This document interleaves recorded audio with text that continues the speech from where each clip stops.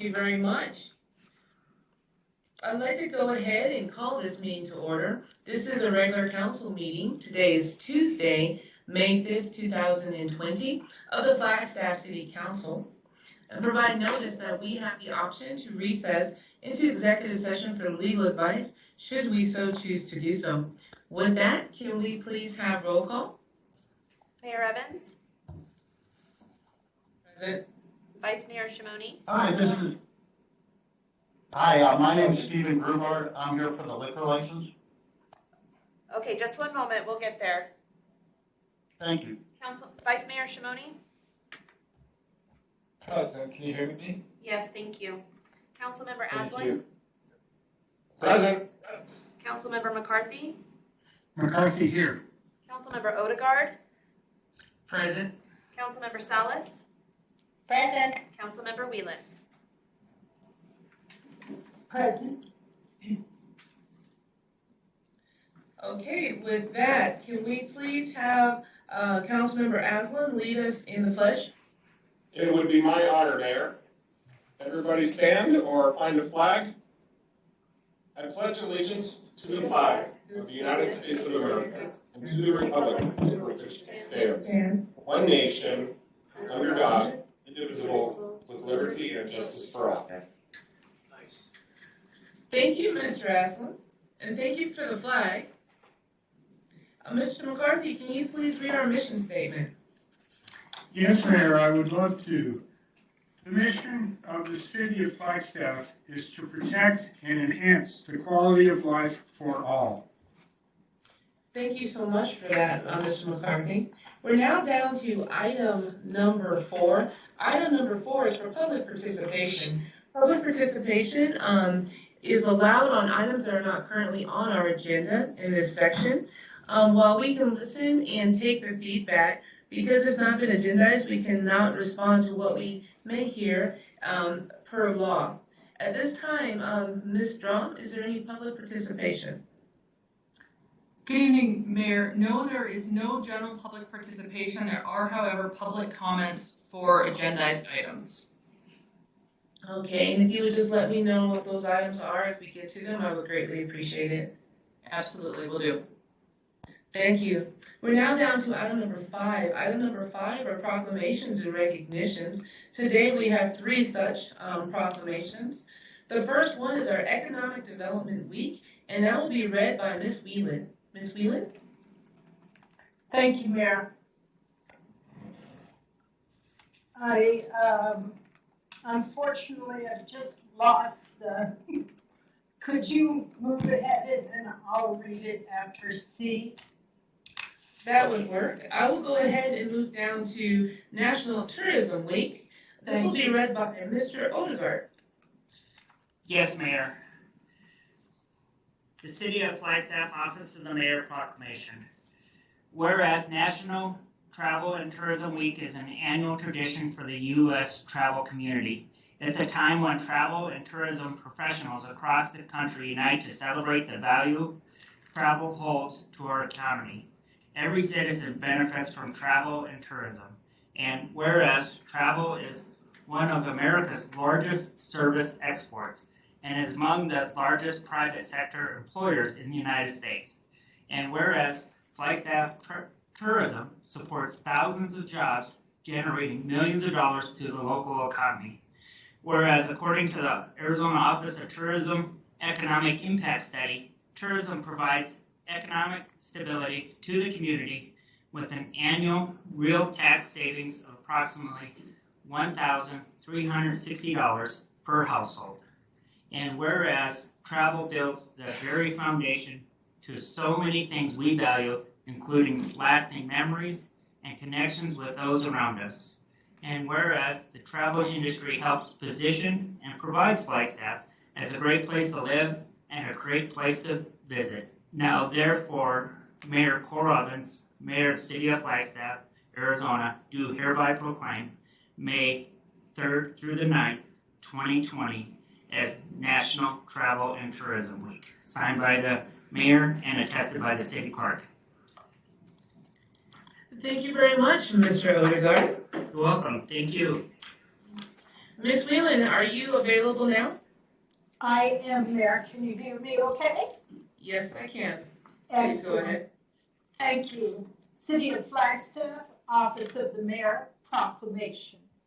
Whereas Economic Development Week is an opportunity to recognize and thank those enterprises that choose Flagstaff, the city of innovation, as their place to do business.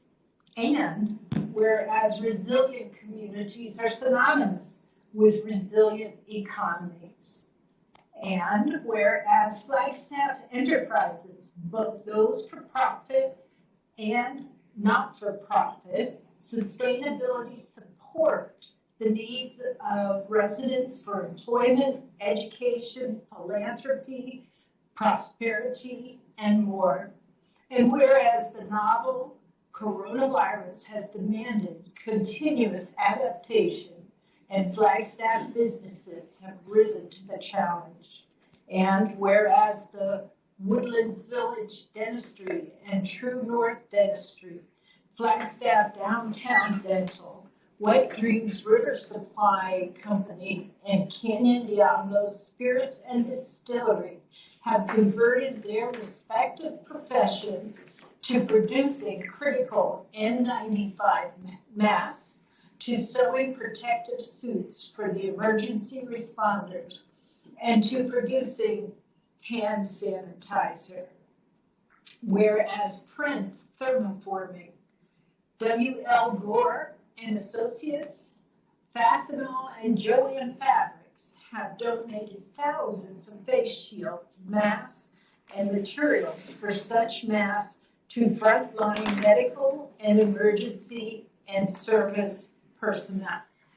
Whereas the Transitional Genomics Research Institute, TGen, and the Pathogen and Microbiome Institute at Northern Arizona have formed a union dedicated to tracking the COVID-19 coronavirus. Whereas Diablo Burger donates one meal to a local emergency room or to hungry school children and the underserved populations in the community for every meal sold.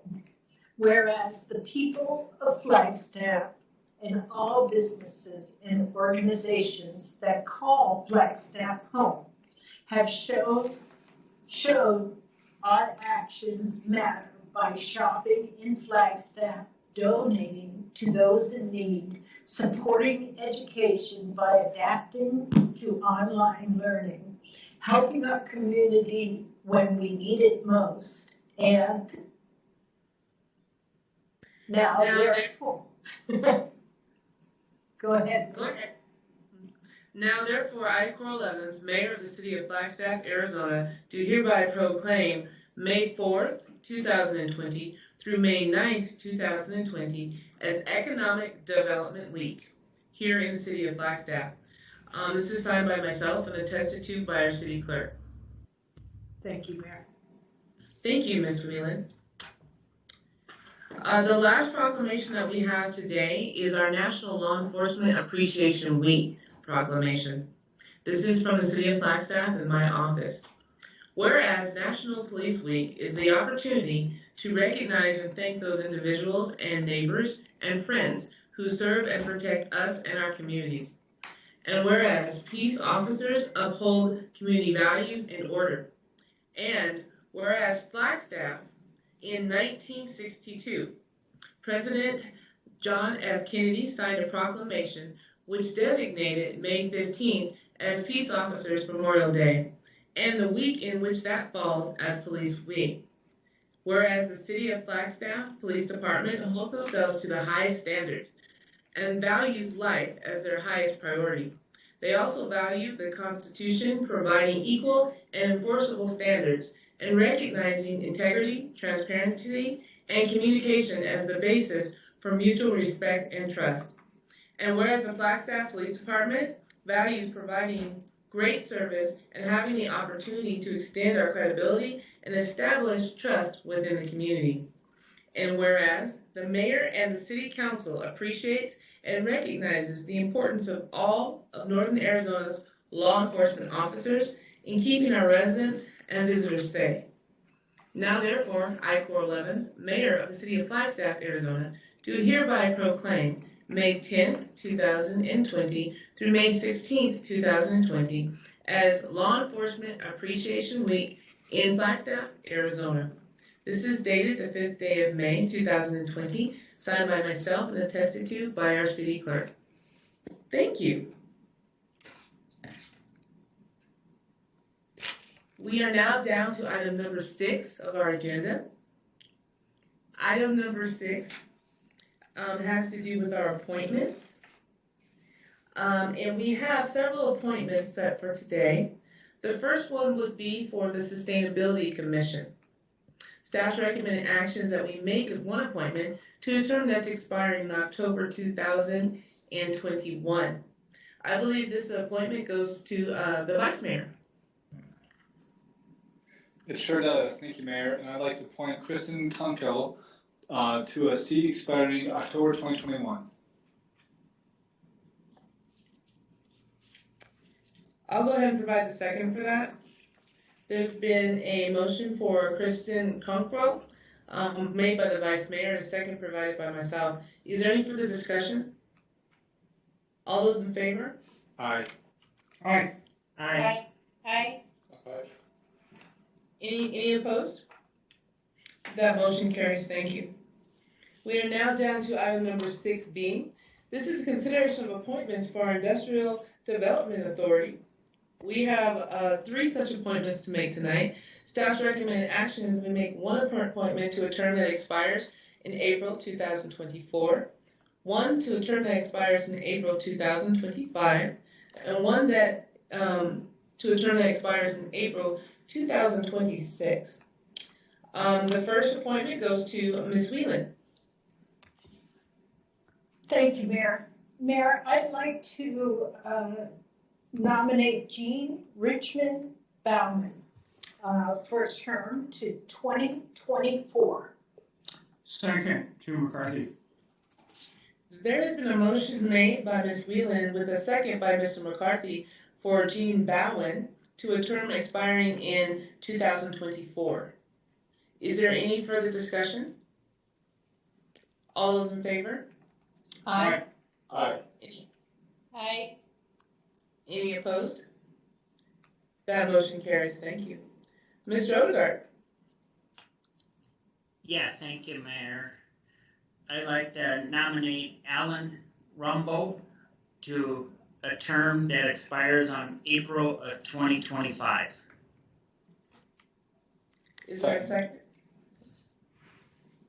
There was a motion made by Mr. Odegaard, second by the Vice Mayor for Allison Rumble for a term that expires in April 2025.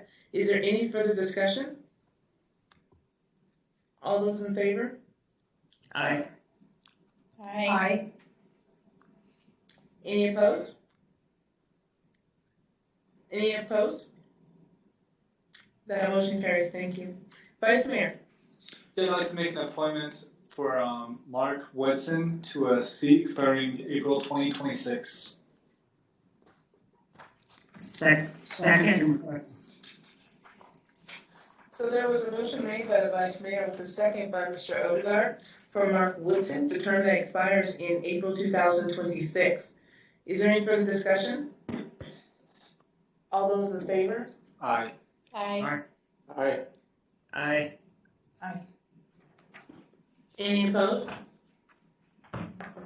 That motion carries. Thank you. We're now down to item number 7. Item number 7 is our consent items. We have 7A. This is consideration and approval of a contract. This is a water line reimbursement for the Northern Arizona Healthcare. Staff's recommended action is that we approve this agreement with Northern Arizona Healthcare and authorize the city manager to execute the necessary documents. Mayor, I would like to move to approve the agreement with Northern Arizona Healthcare and to authorize the city manager to execute the necessary documents. I heard a second by the Vice Mayor. So there's been a motion made by Ms. Whelan with a second by the Vice Mayor to approve this contract with Northern Arizona Healthcare. Is there any further discussions? Mayor, I do have a question. This is Jamie Whelan. Ms. Whelan? I couldn't find what was the actual cost. Do we know that, Brian? Yes. Happy Cinco de Mayo, Mayor and Council. Ryan Roberts with Water Services. The bids came in, and we came in on Thursday last week, and it came in under budget. The water line oversizing portion that the city is due to contribute is $137,985. And this amount is right now it's still a tentative amount. It has to be agreed upon with the other reviewers, but those were my calculations. That's plus or minus a small amount, but that's the figure that we calculated. It was $137,985. Good news. Thank you very much. Okay, well, there's a motion made by Ms. Whelan and a second by the Vice Mayor. Is there any further discussion? All those in favor? Aye. Aye. Aye. Aye. Aye. Any opposed? That motion does carry, thank you. We're now down to item number 8. Item number 8 is our public hearing items. We have one such item tonight, 8A. This is consideration and action on a liquor license application for Lumberjack, which is located at 409 South San Francisco Street. This is a Series 12 restaurant, new license. Staff's recommended action is that we open the public hearing, receive citizen input, and then close the public hearing, and then forward the application with our recommendation. At this time, I'd like to go ahead and open the public hearing. Hello, Mayor and Council. My name is Brian Turley from the Police Department. I'm here to answer any questions you might have over the liquor license before you. And I believe the applicant's on the line for us today, too. There's I'm here. Mr. Stephen Grudart. Grubart, mm-hmm. Okay. Did you have anything you wanted to say with regards to your application, sir? I'm not sure what you mean in that regard, we're applying for a restaurant location, a liquor license. You don't have to say anything, sir. I was just giving you the opportunity, just in case you wanted to. Mr. McCarthy? Yeah, I guess I'm a little concerned in that when I read the police report, that there were a couple incidences that the person wanting this license was involved with. And one, of course, is a DUI, which is a pretty serious charge. And, a liquor license is a privilege. It's not a right. So I'm wondering if the applicant has any comments about the circumstances around the DUI. Sure. Well, first of all, it's to the slightest degree. Secondly, it didn't involve alcohol. I'm not really a drinker. And third, it wasn't even enough marijuana to be the nail head of a nail. It was a speck of marijuana, which, I guess I foolishly showed the officer or whatever. It was at Camp Verde. It was during a time where there was a lot of heated discussions going on, and Flagstaff is a little bit more open towards marijuana laws, and Camp Verde was trying to make a point. And I was driving back from Phoenix, and that's what happened. I was going over the speed limit, and then I was pulled over, and one thing led to the next, and that's what had happened. And since that time, first of all, that was almost 5 years ago, only 2 months shy of being 5 years ago, past the amount that you would have to list it on the application. And again, it was a very, very minor offense. I appreciate your comments. Thank you. Council, are there any more comments at this point? We have a question. Ms. Salas. Thank you, Madam Mayor. Mr. Gerber, so the location is the old site for the mayor, correct? Yes. Yes. Could you share with us your plans for the restaurant part of your business that you're going to open and the features and when you plan to open up? Thank you. The first part of your question is a joy to answer because I'm able to tell you guys about my restaurant. The second question about when we can open up, I'll address that secondly, and I'm not really sure how to address that answer. So for initially, we own I own the pizza patio, which is located also at 109 East Phoenix, also on the south side, but just barely so across the tracks on Phoenix, right off of San Francisco. So we basically pride ourselves on having the largest vegan pizza menu in the country, and we're taking that a step further by having multiple bases. For example, we're going to have potato skins where you're going to be able to get, if you eat traditional, you'd be able to get traditional chicken Alfredo potato skins or pasta or pizza, and you'd be able to, or on French fries. And then you'd be able to get that in traditional or in vegan or in gluten-free. So it creates a lot of different items that we have on the menu. We're also doing waffles as well with different kinds of dessert. Again, we try to cater to every different dietary need because we feel that's like what's underserved in Flagstaff. There were a lot of restaurants when we initially opened, and we thought this is what was lacking. And our design, our model, our food is not based on any pre-existing restaurant. We're not a chain in any way, shape, or form. We're very homegrown. Our food is very minimally processed. We make our own chicken. We make our own pepperoni. We make our own bacon, and we also provide highest quality unfrozen sausage, uncooked.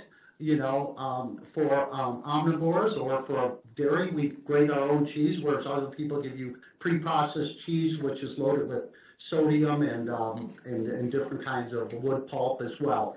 We're trying to open initially at like 10 o'clock in the morning was the original plan, and try to get a breakfast kind of thing going. We wanted to get involved with the university for students who are involved with, obviously we're on the other side of Butler and a little closer to the university, so we're all impacted by COVID-19. We're also all impacted by what happens at NAU, and in our case, we're more affected than other people because we're in the restaurant industry, and we are really very close to NAU as well too. So in terms of us opening, I don't know if we'll be able to open as originally planned at 10 o'clock in the morning. I don't know if the business will support it. We've got some big advantages in terms of having a very large patio to have public spacing so that people will be able to spread around in terms of doing it. We do have 2 kitchens. Both of them will be running. They weren't running under the previous establishment. They initially ran a kitchen only at the larger, or the original, if you will, El Charro location that was there since 1950. And then they opened up a smaller restaurant where they began serving pizza, but then they immediately closed the other kitchen. So we're running both kitchens, and we're also going to be doing food for service outside of, for meal plans, et cetera. So anyway, just to spare you guys, I'll stop there. But if you have additional questions, please ask. Thank you. You just made me hungry. Just kind of. Thank you. I appreciate it. Yeah. Well, and thank you for providing those options. Just your answer just illustrates your ability to applying for this type of liquor license restaurant. A large portion of your profit should come from serving food. Thank you. Do we have a comment? If I could interject with that real quickly before the comment. Yes, and then currently at our other location, the Pizza Patio, as of the last audit, we did 11% in liquor and 89% in food. So just to give you an idea of my current license in Flagstaff, we do close to 90% food over liquor. We don't imagine that will continue there, but we certainly can meet the parameters of the license of only 40% food. Vice Mayor? Yeah, thank you, Mayor. I'll be really quick and just say I appreciate the applicant explaining his operations, and it sounds like a great operation, and I'm really looking forward to eating at your restaurant, and I appreciate your creativity and approach. Thank you, Mayor. Ms. Drum, do we have any public comment for this liquor license application? No, Mayor, we do not. Okay, thank you. At this time, I'd like to go ahead and close this public hearing. Mr. McCarthy? Thank you. Thank you, Mayor. I move that we forward the application to the state with a recommendation for approval. I second. There's been a motion made by Mr. McCarthy, and there's a second by Ms. Salas. Is there any further discussion? I do have a comment, and I will wait till after we close the application to move forward. I just feel it needs to be stated very publicly that Flagstaff is not more open to people who drive underneath the influence, and that would be the influence of any kind. I don't want anyone to think that we are, and it was referenced that we might possibly be. And so I just want to make sure that goes on the record, that we are not more open to that, and that our police officers do not wish to have to stop people that are doing that, because individuals who do drive under the influence, whether it be a slight influence or not, can kill people and harm people. So I just wanted to go on the records with that. I am not denying this application. I am fine with it moving forward. I just want to make sure that the public understood that we are not more open to people breaking the law in that manner here in our city. Mr. McCarthy. Thank you, Mayor. I just want to say that I absolutely agree with you on that. It's my judgment in this case that the applicant has repented for 5 years and is obviously a very responsible person. So I think it's, in this case, we should give him a second chance, and hopefully everything will be very positive from this point on. But I do agree with you, driving under the influence of any drugs is absolutely inappropriate. And I believe in second chances, Mr. McCarthy, without a doubt. I'm fine with this application moving forward. I did not necessarily hear from the applicant full acceptance of his actions or his behavior, but again, I'm fine with this moving forward. Are there any other comments? All those in favor? Aye. Aye. Aye. Any opposed? That motion carries. Thank you. We're now down to item number 9. You're welcome. We're now down to item. Yes, sir. I just wanted to say thank you, and I appreciate the opportunity, and certainly I will take your comments into consideration and do my best to be the best citizen I can be in Flagstaff. And I just wanted to mention also that, we were the pizza place that provided free pizzas and continue to provide free pizzas for all the COVID-19 responders. And we've had a very big reaction, and just received a letter from the EMT ambulance company in town as well, thanking us for what we're doing as well. So we're doing our best to do everything that we can, and I was very, very, very slightly impaired. I mean, it was more possession than actually being, impaired. Thank you very much, sir, for those comments that you've done.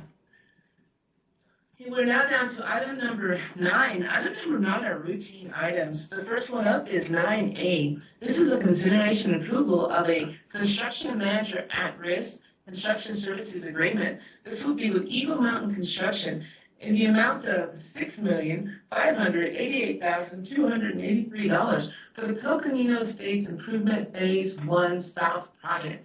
Staff's recommended action that we approve this contract with a contract duration of 900 calendar days, and approve the owner's contingency of $148,889, which is approximately 2.3 of the guaranteed maximum price, and authorize the city manager to execute the necessary documents. To my understanding, we also have a public comment card on this agenda item. So once staff has reviewed this for us, I'll go ahead and take the public comment, and then I will take council. Okay, Sam. Good afternoon, Mayor, Vice Mayor, council members. I'm Eli Reisner, City of Flagstaff Capital Improvements Project Manager. Can you all hear me all right? We can. Perfect. I'm here to recommend the approval of the Seymour Construction Services Agreement to Eagle Mountain Construction in the amount of approximately $6.5 million for the construction of the southern portion of the Coconino Estates Improvements Phase 1 project. For the location of the project, please refer to the project context and vicinity maps on pages 93 and 94 of the agenda packet if you are looking at the entire packet. As you can see by the project vicinity map that I pulled up on the screen, the project is located in the Coconino Estates neighborhood on Beale Road, Navajo Drive, Navajo Road, and Whipple Road. The southern portion of the project includes the improvements on Beale and the streets south of Beale. The northern portion of the project includes the improvements on the streets north of Beale, which will be presented for council's consideration later this fall. The proposed improvements on all streets shown in the vicinity map generally consist of replacing existing infrastructure with new, including water and sewer, storm drain, and roadway infrastructure. There will also be new infrastructure consisting of new underground electric lines for street lighting and new sidewalk for both sides of the street where it does not currently exist on Beale Road, Navajo Drive south of Beale, and Navajo Road. The decision to add sidewalk to these particular sections of the project was based on the results of a collaborative neighborhood survey and 2 community open house meetings. The results of the survey showed the majority of the neighborhood was in support of adding sidewalk to these sections of roadway. The survey and the 2 community open house meetings were conducted by the project design team, including city staff, Peak Engineering, Eagle Mountain Construction, and a professional public relations firm, Beta PR. The majority of the project is funded by the Road Repair and Street Safety Program. The project will also receive funds from the transportation tax for the new underground electric lines and sidewalk where they do not currently exist.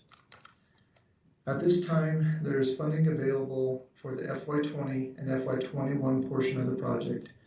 Staff is excited for the opportunity for the City of Flagstaff to do its part to create jobs and help stimulate the economy by awarding this agreement.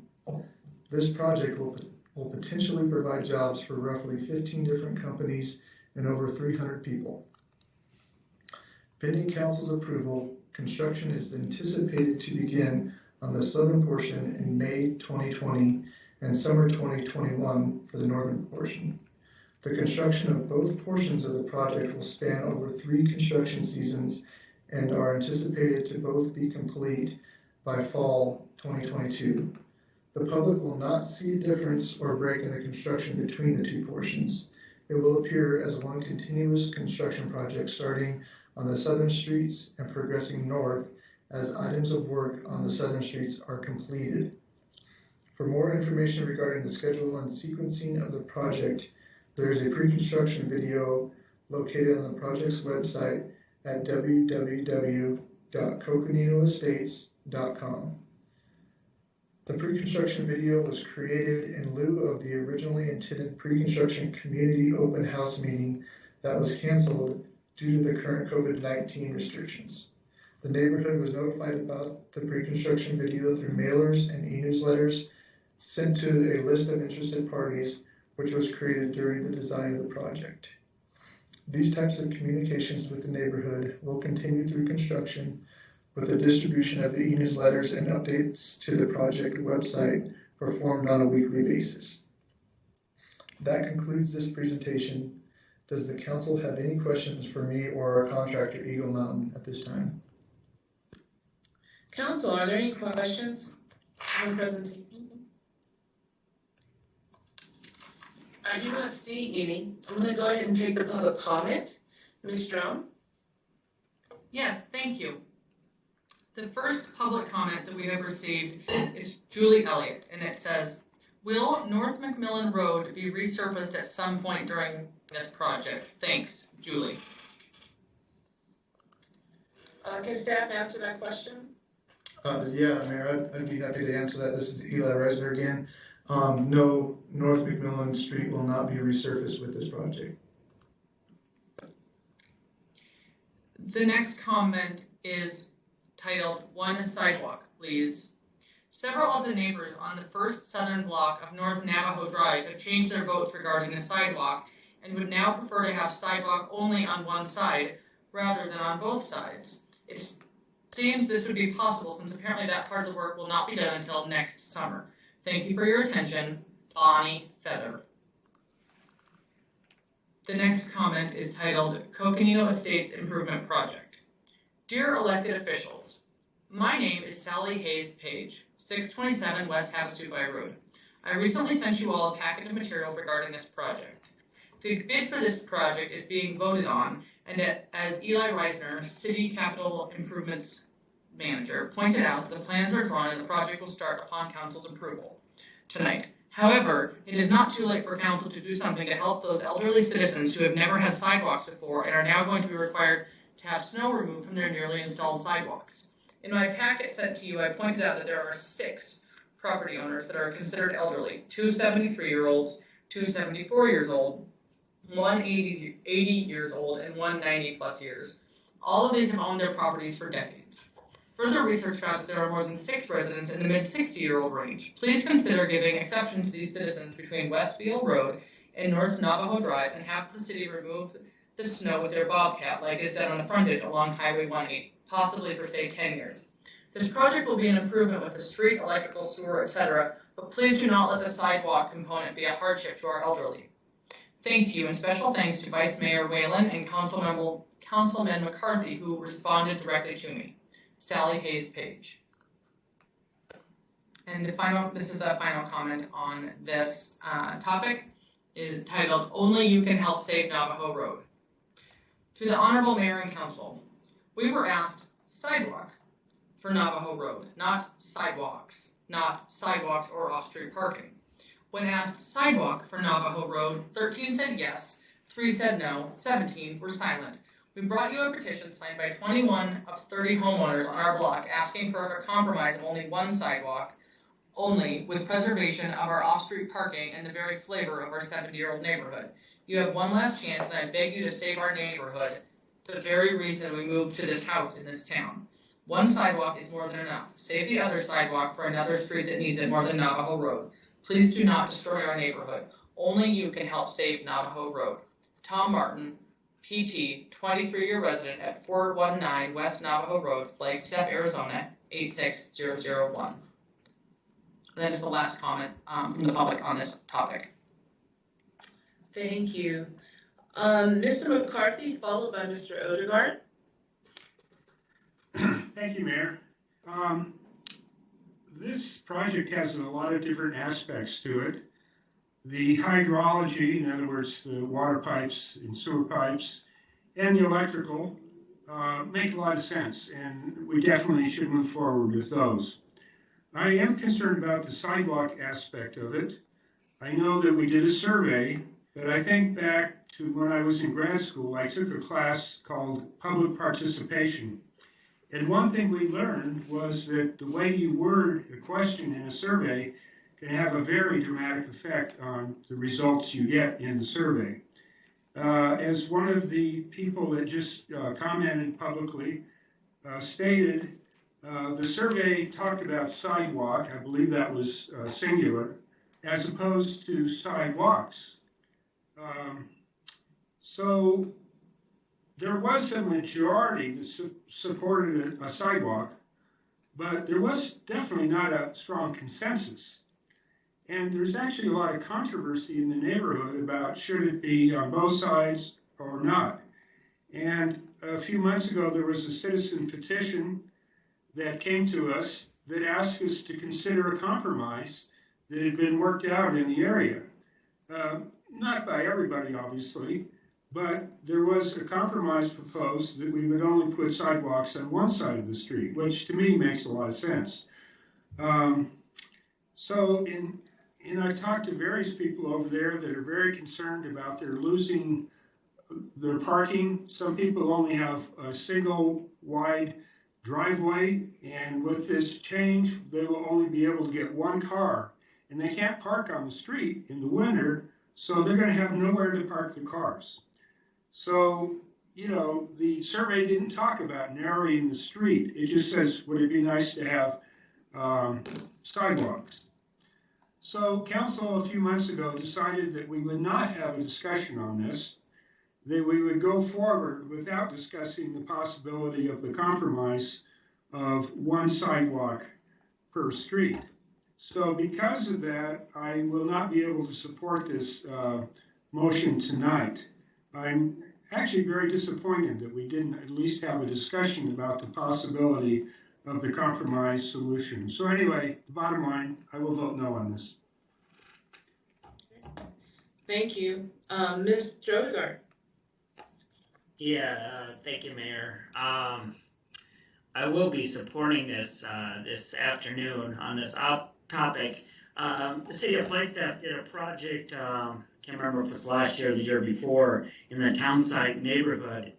And in that neighborhood, we did not put in sidewalks when we had a complete road construction project where we had to replace utilities and things like that.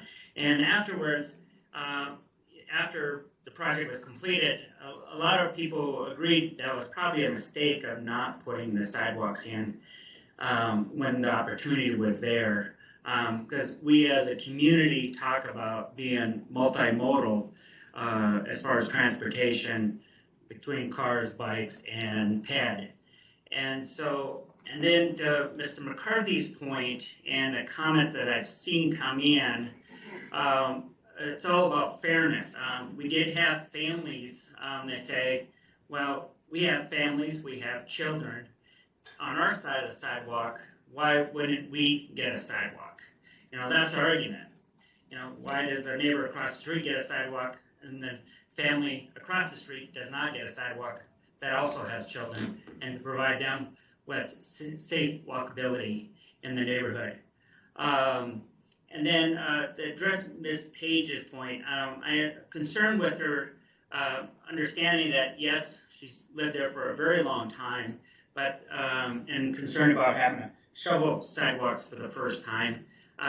There is an opportunity concerning her driveway when plowing operations happen in the wintertime, that if she does need help, Parks and Rec does offer that service with help clearing driveway aspect of it. And so I'm going to be in favor of supporting this. In the past, I've had a sidewalk. It's been very nice to have a sidewalk in front of my house. It provides a pleasant experience, provides a pleasant community atmosphere when you have people walking on sidewalks instead of people and children walking on roads. Roads are meant for transportation of vehicles, etc. And so it makes sense to have sidewalks when the opportunity is there, and not to make that same mistake we did once before in the townsite neighborhood. And so those are my comments, Mayor, and thank you. And looking forward to the vote. Thank you. Vice Mayor? Thank you, Mayor. And kind of piggybacking off of what Councilmember Odegaard was saying, that's the same line I thought I was thinking. And also, this is about accessibility. You know, I think that Flagstaff should be all inclusive in our neighborhoods. And if someone's in a wheelchair, then they too should be able to get around from their house and their side of the streets. So I think that there's ways to find solutions to helping individuals who need help with cleaning their snow, as Councilmember Odegaard was saying. But I think we should move forward with the plan. Thank you. Is there a motion? Mayor, this is Charlie. I move to approve 9A. I'll second that. There's been a motion made by Mr. Odegaard and a second by Mr. Aslan. We have a comment by Mr. McCarthy. Just briefly, I just wanted to clarify that the city program on snow removal, if I understand correctly, that's to remove the snow berm created by a snowplow. It does not clear the person's driveway and the person obviously would still have to take all the snow off of the sidewalk in front of their house, be it in the front or on the side yard. Just a clarification, it doesn't really change anything. Thank you. Mr. Odegaard?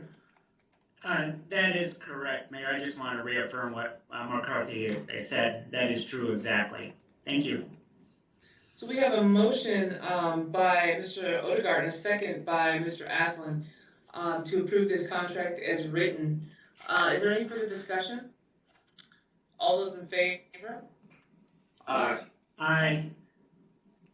All those opposed? McCarthy, no. Okay, thank you. We're now down to item number 9B. This is a consideration and adoption of resolution number 2020-17, and ordinance number 2020-11. This is a resolution of the City Council of the City of Flagstaff, Coconino County, Arizona, declaring as a public record that certain document filed with the city clerk and entitled case number PZ-19-00125, updates to the zoning code 2020 miscellaneous part 1, and an ordinance of the City Council of the City of Flagstaff, Coconino County, Arizona, amending the Flagstaff City Code Title 10, Flagstaff Zoning Code, to resolve conflicts, incorporate technical corrections and clarity, and to modify existing and to add new regulations, provisions, and definitions. Staff's recommended action is that we adopt resolution number 2020-17, that we read ordinance number 2020-11 by title only for the final time, and that we adopt ordinance number 2020-11. Mr. McCarthy? Thank you, Mayor. Just wanted to make sure my mic was not on mute. There was a lot of work went into this, and I want to thank staff for taking time with me to go over my long list of questions, and they were answered in a satisfactory manner. So I would like to move to adopt resolution 2020-17. Is there a second? Second. So there's been a motion made by Mr. McCarthy with a second by Ms. Whelan to adopt resolution number 2020-17. Is there any further discussion? Mayor? Ms. Whelan? I know I'm supposed to type that in, so I apologize for yelling out. I would like to just take a moment and thank everyone involved. I know this was a big lift, and I'm certainly appreciative of this and their hard work, so thank you. Any other comments? Are there any public comments for this item, Ms. Strong? No, there are not. Okay. All those in favor? Aye. Aye. Aye. Any opposed? That motion carries. Thank you. Mayor, may I make a motion to read ordinance 2020-11 by title only for the final time? Is there a second? Second. There's been a motion made by Mr. McCarthy with a second by Mr. Odegaard to read ordinance number 2020-11 for the final time, by title only for the final time. Is there any further discussion? All those in favor? Aye. Aye. Any opposed? That motion carries. Thank you. An ordinance of the City Council of the City of Flagstaff amending the Flagstaff City Code Title 10, Flagstaff Zoning Code, by adopting by reference that certain document entitled Case Number PZ-19-00125, Updates to Zoning Code 2020, Miscellaneous Part 1, providing for penalties, repeal of conflicting ordinances, severability, and establishing an effective date. Is there a motion to adopt ordinance number 2020-11? So moved. So there's a motion. That was a tie. I know. There's been a motion made by Mr. McCarthy with a second by Ms. Wheeler to adopt ordinance number 2020-11. Is there any further discussion? All of those in favor? Aye. Aye. Any opposed? That motion carries, thank you. We're now down to item number 9C.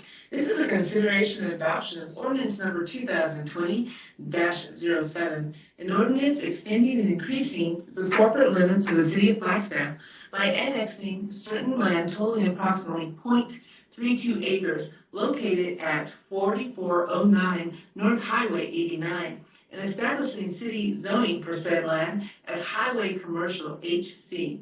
Staff's recommended action is that we read ordinance number 2020-07 by title only for the final time, and then adopt ordinance number 2020-07. Is there a motion? I so move. Is there a second? Second. There's been a motion made by Ms. Salas and a second by Ms. Whelan to read ordinance number 2020-07 by title only for the final time. Is there any discussion? Is there a card? Are there any public comment cards for this? Ms. Trump? No, Mayor, there are no public comments for this item. Okay. Not seeing any. All those in favor? Aye. Aye. Aye. Aye. Any opposed? That motion carries. Thank you. An ordinance of the City Council of the City of Flagstaff, Arizona, extending and increasing the corporate limits of the City of Flagstaff, Coconino County, State of Arizona, pursuant to the provisions of Title IX, Chapter 4, Arizona Revised Statutes, by annexing certain land totaling approximately 0.32 acres located at 4409 North Highway 89, which land is contiguous to the existing corporate limits of the City of Flagstaff, and establishing city zoning for said land as Highway Commercial HC. Is there a motion to adopt ordinance number 2020-07? This is Charlie, and move to adopt. Is there a second? Second. There's been a motion. Okay. There's been a motion made by Mr. Odegaard with a second by Ms. Whelan to adopt ordinance number 2020-07. Is there any further discussion? All those in favor? Aye. Aye. Any opposed? That motion carries. Thank you. We're now down to item number 9E. Item number 9D has been pulled indefinitely. Item number 9E is consideration and adoption of ordinance number 2020-08, an ordinance amending the Employee Handbook of Regulations, Chapter 1-50, Leave, Military Training Leave, 1-50-061. Staff's recommended action is that we read ordinance number 2020-08 by title only for the final time, and then adopt. Is there a motion to read? Mayor, I move to read ordinance 2020-08. I second. Salas. There's been a motion made by Ms. Whelan and a second by Ms. Salas to read ordinance number 2020-08 by title only for the final time. Is there any further discussion? Is there a card on this one? No, there is not. Thank you. All those in favor? Aye. Aye. Any opposed? That motion does carry. Thank you. An ordinance of the City Council of the City of Flagstaff, Arizona, amending the Flagstaff City Code, Chapter 1-14, Personnel System by amending the Employee Handbook of Regulations relating to military training leave, providing for penalties, repeal of conflicting ordinances, severability, and establishing an effective date. Is there a motion to adopt ordinance number 2020-08? Mayor, I second that. There's been a motion made by Ms. Salas and a second by Ms. Whelan to adopt ordinance number 2020-08. Is there any further discussion? All those in favor? Aye. Aye. Aye. Any opposed? That motion carries. Thank you. We're now down to item number 10. Item number 10 is our regular agenda. Item number 10A is consideration and adoption of resolution number 2020-07. It's It's a resolution of the Flagstaff City Council adapting a Flagstaff adaptive reuse program to support small businesses during the site plan review process and to encourage adaptive reuse of vacant commercial or office spaces. Staff's recommending action that we read resolution number 2020-07 by title only and then adopt.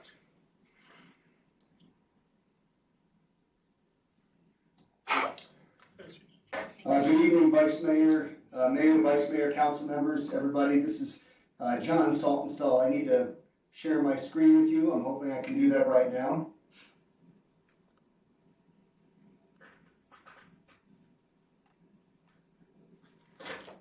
Are you able to see my presentation? We are. All right, awesome. Before you begin, 1 second, please. Ms. Owens, did you have a comment now, or did you want to wait? I'll wait after the presentation, Mayor. Okay. John? All right, I will. I'll continue. Thanks for having me. I'm excited to present this adaptive reuse policy you've been waiting. Council approved the use of the bedboard and beverage revenues that have been allocated for economic development to be used specifically for the development and implementation of an adaptive reuse program in 2018, based upon similar adaptive reuse programs in Arizona, intending to assist small businesses and to activate vacant spaces. Economic development staff researched existing adaptive reuse programs in other municipalities such as Phoenix, Tucson, Chandler, Tempe, and even some other states such as Long Beach and LA, California. Staff also worked with Flagstaff businesses to learn of their local challenges and then worked with internal partners to create this policy. The Flagstaff Adaptive Reuse Program, tailored to address Flagstaff conditions, provides up to $5,000 for related development fees to eligible applicants. This program encourages a business owner to invest in their success by attending a free pre-application meeting with development services, by activating a vacant space of 5,000 square feet or smaller, by getting a current business plan, and by partnering with a design or development professional. If a business owner does these things and submits their adaptive reuse application, they will be considered to receive the $5,000 for related development fees. The application process, which is open to anyone who meets the criteria, serves to qualify recipients for this program that advances a variety of community goals to helping small business, to activating vacant spaces, and enhancing a sustainable, resilient, and robust economy.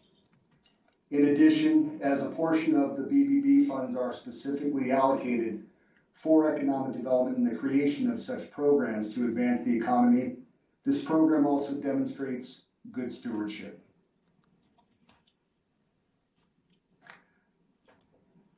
A current business plan suggests that the owner has considered how to connect goods and services to their target audience, that they have considered how to manage their operations, their present and future funding, and that they have had some business coaching.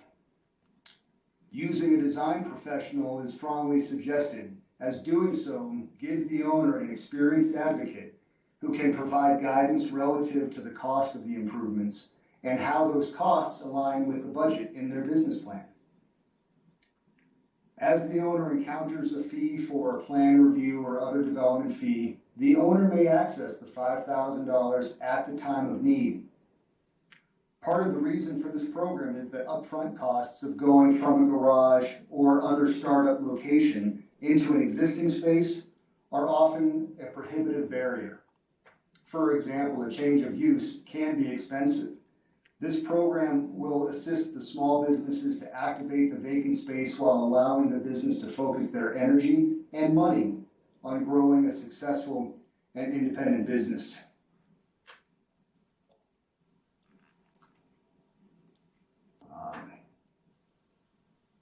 Just a moment, please. Yes. And so similar to other communities we researched, the success of the program is determined by its use. When businesses use the program, it means that a need has been met. And it is possible that a number of businesses may attempt to open their business in the same structure over time, and the result may be the same, that there's a failure to remain open.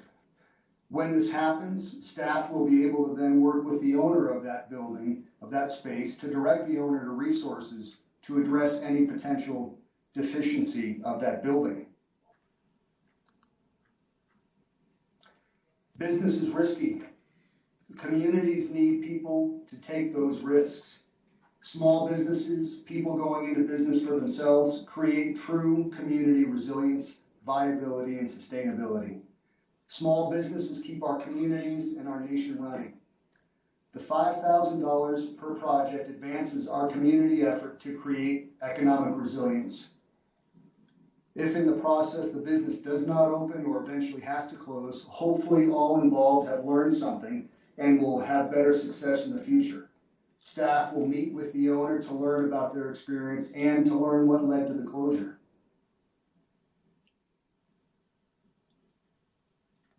So this is pretty straightforward here. The business owner submits an application. Economic development staff reviews the application materials. If all criteria are met, staff will notify the applicant. The funds will be transferred from economic development to the City of Flagstaff cashier. As the applicant begins the development process, the applicant will be able to take any related invoice from community development to the cashier to draw on those internally transferred adaptive reuse funds. There is no cash out for any portion of the money. There is no opportunity to withdraw the funds for any purpose. And any balance goes back into the program. So in summary, the program will set up small businesses for success. It will allow business to focus on starting and growing their business, and it will foster a sustainable, resilient, and robust economy. That's all. Any questions? Are there any questions? Ms. Salas?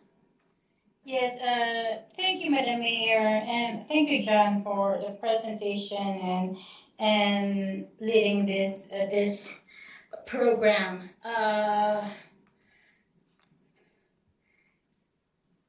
It all looks good. My only suggestion is to enhance the program by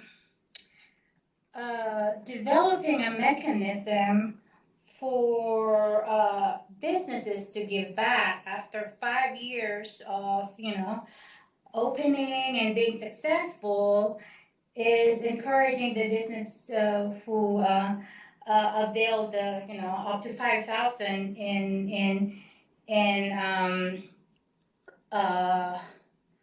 funding to give back to the program. That way, the program can have a revolving funds for to expand it to more, to more businesses or startups availing these funds. So just a suggestion. Thank you. Okay, are there any other comments, Council?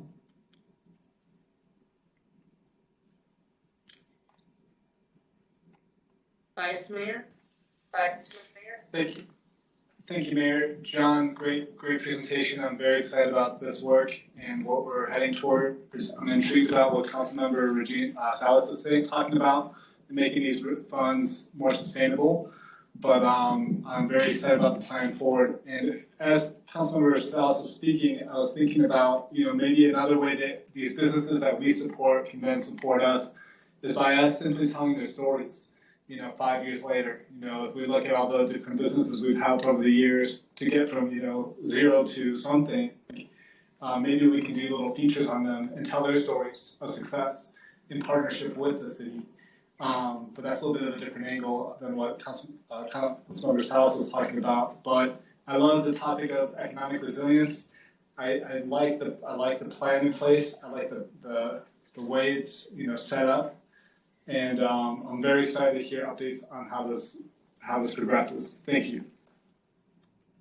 And thank you, Vice Mayor. Thank you, Councilmember Salas. If I may, as a pilot program, there is definitely opportunity for us to modify this as we go. And regarding the piece of telling the story, we actually have on the application and in part of the policy, an acknowledgement that we might use their story of success in really telling the story of Flagstaff in the future. So that's already part of the policy, indeed. Nice, great, thank you. You bet. Ms. Whelan. Thank you, John. Thank you for the presentation. I support this. I love the ideas of Councilmember Salas and the Vice Mayor. My question would be, do you have any idea how many businesses would take advantage or have asked about a program like this? Thanks for the question, Councilmember Whelan. Yes, right now it's funded at $25,000. So we're thinking that we would get 5 businesses to participate. We've got the capacity for that. How many would take advantage of it? As a pilot program, we're hoping we'll be able to learn from that experience. I know we have encountered a number of businesses who have suggested that we ought to actually create a policy like this, and it was nice at least for us to be able to say, well, we're working on one, but really, I think time will tell. Very good, thank you. Commissioner Yeah, I'd like to make a motion to read ordinance number 2020-08 by title only for the final time. Oh, sorry, got the wrong one. I should have moved on to 10A. So I'll make a motion to read resolution number 2020-07 by title only. Thank you. Second. Okay, there's been a motion made by Mr. Odegaard with a second by Ms. Salas to read resolution number 2020-07 by title only. Is there any further discussion? All those in favor? Aye. Aye. Any opposed? That motion carries. Thank you. A resolution of the Flagstaff City Council adopting a Flagstaff Adaptive Reuse Program to support small businesses during the site plan review process and to encourage adaptive reuse of vacant commercial or office spaces and establishing an effective date. Is there a motion to adopt ordinance number 2020-07? Madam Mayor, this is Regina Salas. I move to adopt. Is there a second? I second that, Mayor. There's been a motion made by Ms. Salas with a second by Ms. Whelan to adopt resolution number 2020-07. Is there any further discussion? All those in favor? Aye. Aye. Any opposed? That motion carries. Thank you. We're now down to item number 10B. This is consideration and adoption of a resolution number 2020-21, a resolution of the Flagstaff City Council stating its support for the Flagstaff Trails Initiative Regional Trails Strategy. Staff's recommended action is that we read resolution number 2020-21 by title only and then adopt.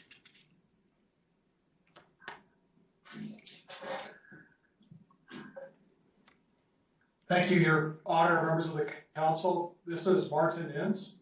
I'm the multimodal transportation planner for the city. Also with us is Stacy Breckler-Nangs. Both Stacy and I serve on the core team for the Flagstaff Trails Initiative, or FTI. We're here before you tonight for two reasons. One is to present the final version of the regional trails strategy from FTI, and the second is to seek council consideration for a resolution in support of the regional trails strategy.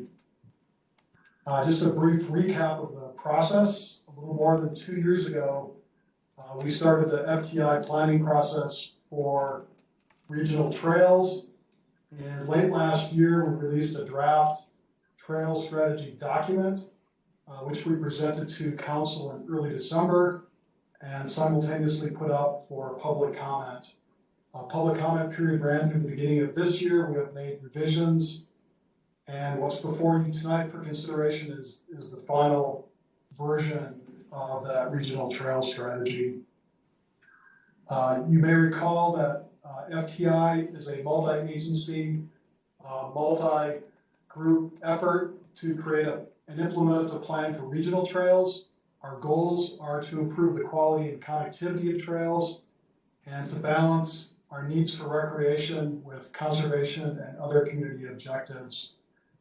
FTI has a broad group in its core team. It includes the City of Flagstaff, Coconino County, the National Forest, and the Area National Monuments, as well as a variety of other trail user groups and conservation advocates. We have been assisted in this process with technical assistance and facilitation through a Rivers Trails Conservation Assistant grant from the National Park Service. That grant was for 2 years, and it is very soon coming to a close. Community engagement during the process has been also broad. We have a long list of partners who have been engaged in the process. We've conducted 3 public meetings through the 2-year planning process. We conducted a community survey early on and mapping exercise, which gathered 570 responses. And a good part of the recommendations in the document itself were developed by teams of volunteer citizen planners. The strategy includes 10 goals and more than 30 strategies organized around 4 topics. There's also an interactive map, which you see here. There's an excerpt from it that summarizes the public survey as well as illustrates some of the trail recommendations. Some of the key recommendations include important trail connections and links, formation of a new nonprofit organization for trails in Flagstaff, trail etiquette and education campaign, and restoration of unauthorized trails in the region. As I mentioned, we presented in early December to City Council and other groups and opened the document up for public comment. During that public comment time, we received 550 comments on the document from 80 individuals. The document was revised, as you see here. Schultz Y Trailhead was enhanced as a recommended collaborative near-term priority. Some language for guidance and strategies on a variety of topics was added to the strategy, and a couple of proposed trails that were located south of the Walnut Canyon area were removed from recommendations. A few other things FTI has been engaged in since we last met in December. FTI has retained a part-time coordinator. His name is Justin Inglis. FTI, in conjunction with the CDB, has become part of the Pledge for the Wild campaign. Articles of incorporation have been drafted for the nonprofit, and recruitment of board members has started. The group is in the process of preparing a grant for an educational campaign, and FTI convened a detailed planning process for the Mount Eldon Dry Lakes area, which is located just north of the city. In an effort to close this document and this process out, we are seeking expressions of support from all of the partners on the core team. That's why we're here before you here tonight to consider a city council resolution in support of this strategy. My final slide has just a couple of resources on it, including the website for the Flagstaff Trails Initiative and a link to the interactive map.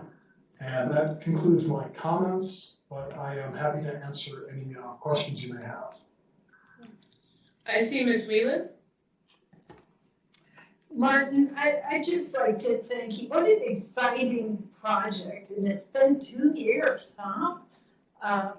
I guess time flies. Maybe you don't feel that way, but you know, when this all comes together like it has tonight, and you talk about your partnerships, and you talk about all the public input that was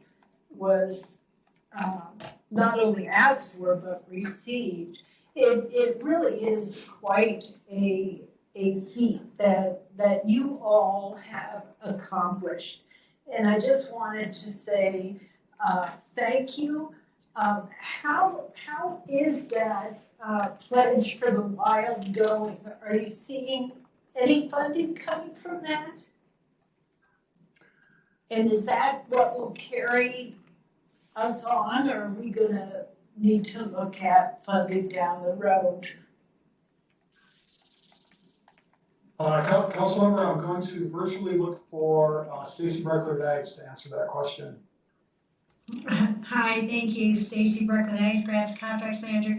Actually, it's unknown. I think the last time that we ran a report was about 5,000. It wasn't a lot coming in the Pledge for the Wild, but you know, based on COVID and some things happening, we're still reaching out to get donations. Discover Flagstaff is still pushing hard to for Pledge for the Wild. We're also very aggressive on the grant side of things and looking at foundation grants and other grants and pursuing those costs at this time. So hopefully that answers your question. It does, and thank you very much. Welcome. Mr. McCarthy? Thank you, Mayor. I'm also very excited about this initiative. In the last week, I've gone on 2 jurisdictions hiking, and I just love the trails around Flagstaff, and if we can make them better, all the better. I did attend at least 2, maybe 3 of the public outreach meetings, and they were very inclusive and very positive. So I'm definitely in support of this. I did also read the letters that came in the packet from several organizations, and I just wanted to kind of reiterate a couple things I read that really resonated with me. And one of those is the future trails should avoid wildlife corridors and wildlife sensitive areas as much as possible. The second is that we should protect and preserve culturally significant areas. And I'm thinking specifically about Native American areas that are of particular importance to Native Americans. I don't think we should have any more motorized trails around the San Francisco peaks. I think it's kind of contrary to the whole purpose of what I consider these trails to be for. And, you know, just in summary, we need to not compromise the ecological integrity of the places that we go to and enjoy. So, but the bottom line is I'm totally supportive of this resolution, and I'm really thankful to staff and the community. There's a lot of people in the community and other organizations that put a lot of time and effort. So I'll just say publicly, thank you to all those people. Thank you, Mayor. Thank you. Ms. BK, followed by the Vice Mayor. Ms. Stacy?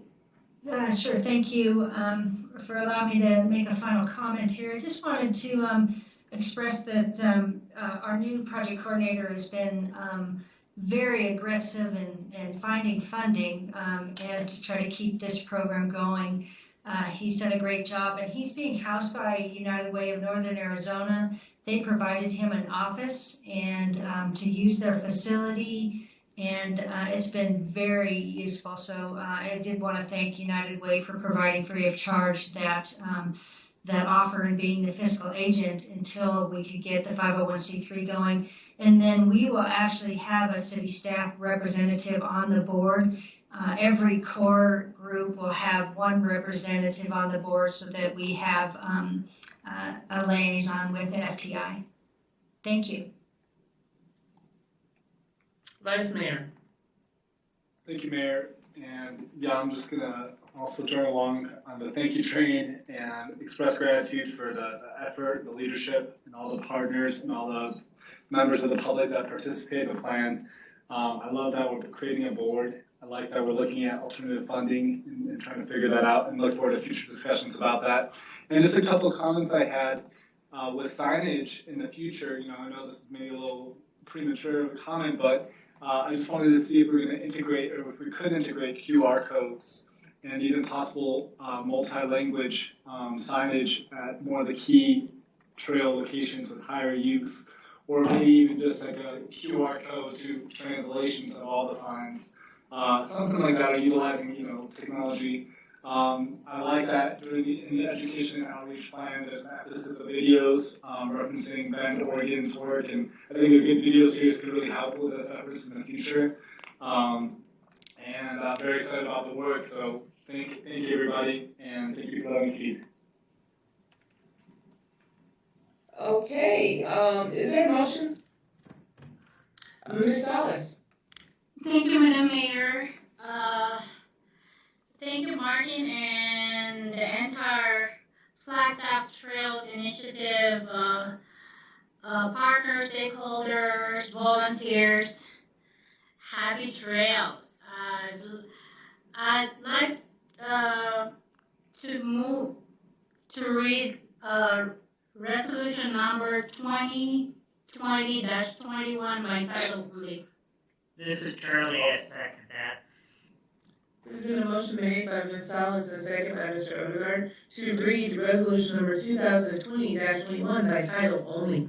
Is there any further discussion? All those in favor? Aye. Aye. Aye. Aye. Any opposed? That motion carries. Thank you. A resolution of the Flagstaff City Council stating its support for the Flagstaff Trails Initiative Regional Trails Strategy.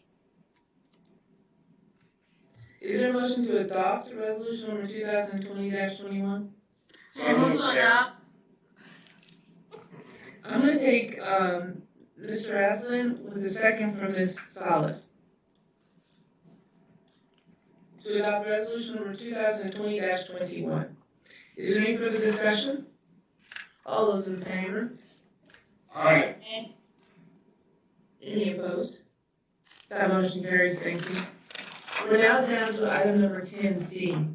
This is a consideration and adoption of ordinance number 2020-12, an ordinance of the City Council of the City of Flagstaff temporarily suspending section 8-01-001-0002 of the City Code pertaining to sidewalks, providing for severability, authority for clerical corrections, and establishing an effective date.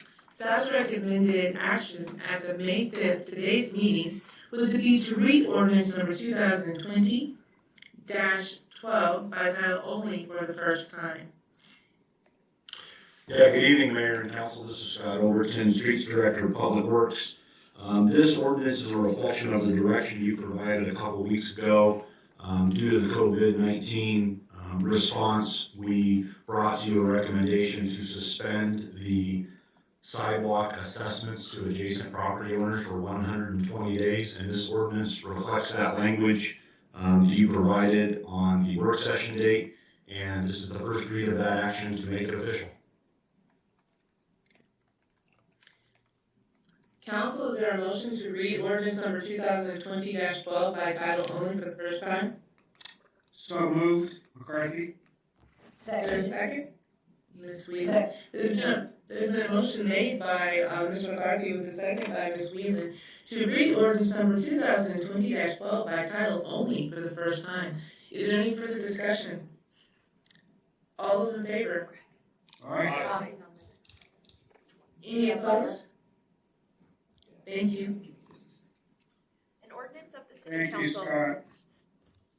An ordinance of the City Council of the City of Flagstaff temporarily suspending Section 8-001-001-0002 of the City Code pertaining to sidewalks, providing for severability, authority for clerical corrections, and establishing an effective date.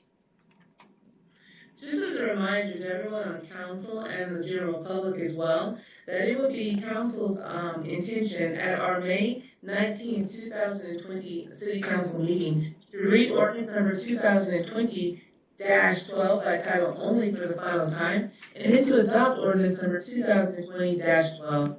We're now down to 10D. This would be a consideration of possible approval. This is a letter from the mayor and the Flagstaff Metro Plan to the State of Arizona Transportation Board for the Route 66 Rio de Flag Bridge Replacement Project. Madam Mayor, Council, this is Greg Clifton, your city manager. I can kick this off real fast, and certainly in doing so would invite others who have had involvement in this to help or participate. In your package, you have an executive summary of this, and you have the background information. And the letter really does speak clearly as to its underlying intent. But this letter is addressed to the ADOT Board of Directors, and it concerns the bridge project on Route 66, where the Rio de Flag crosses. And that project, a bridge replacement, was scheduled to take place during this 2020 construction season. It is an integral project to our Rio de Flag flood control project, and that project, of course, is underway. The ADOT board convened recently in a special meeting and discussed a new priority project that has emerged, at least in part, partly in response, maybe fully in response to the COVID-19 pandemic and issues that are coming out of that pandemic with respect to commerce and truck traffic, specifically along the I-40 corridor. The decision was made by the board to defer a couple of existing projects in an effort to come up with the necessary funding to make some enhancements along the I-40 corridor related to truck rest areas to address this growing issue. One of the projects that was deferred was our bridge replacement project here on Route 66. We did not have opportunity for public comment during that special meeting, and the letter in front of you now is an attempt to articulate the city's continued support for the Route 66 bridge replacement, which we understand is being deferred to the next fiscal year, and to basically underscore the need for that project to go forward, while certainly supporting the efforts of the board to see projects deferred and another project addressed, which arguably is more urgent to address COVID-19 issues that I just articulated. So the letter was drafted. It was circulated to a number of people at the staff level, and I believe the mayor has also seen it. It was also circulated to Metro Plan, as Metro Plan has a very similar interest, a parallel interest in seeing this letter go out.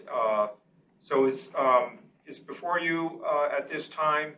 I think I probably have gone as far as I can in explaining the reason for the letter. All of everything I just described to you has happened within the last several days, so we have not had the benefit to discuss this proactively.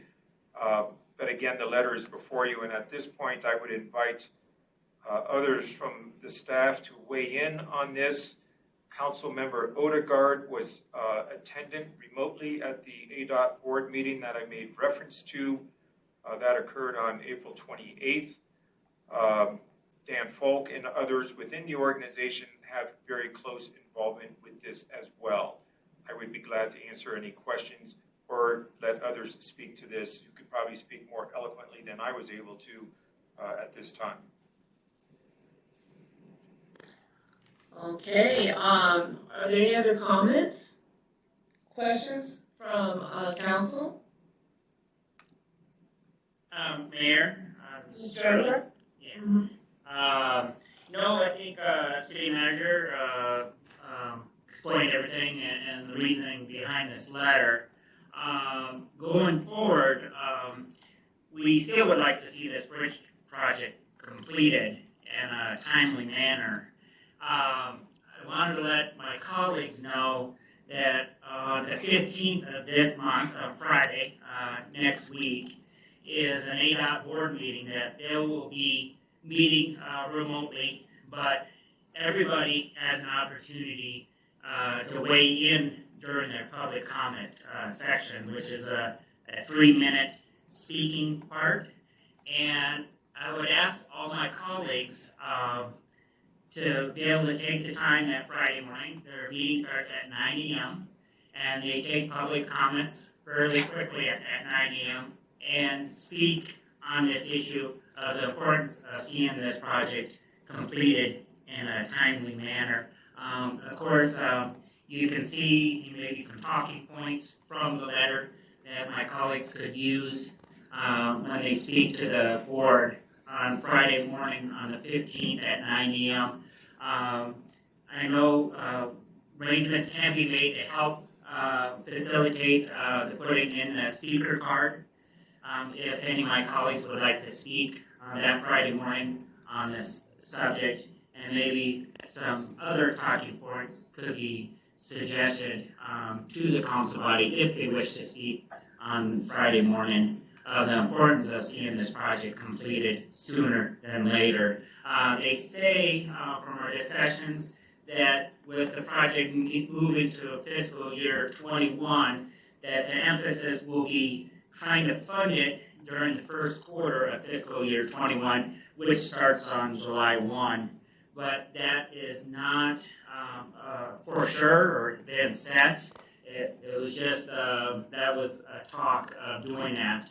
And so I think it would be important, we as a council body and with leadership speaking on the subject, that I think would be very beneficial to the ADOT board, realizing, this project needs to be completed in a timely manner. And so that's all I ask of my colleagues, if they could take the opportunity next Friday morning at 9 a.m. and just speak up to 3 minutes on this subject. So thank you. Ms. Whalen? Thank you, Mayor, and thank you, Councilmember Odegaard. I would just like to ask staff or perhaps Mr. Malbeck from Venture Plan to please give us that information and to make sure that we have accurate talking points. And thank you very much for reacting so quickly with this letter. Mr. McCarthy?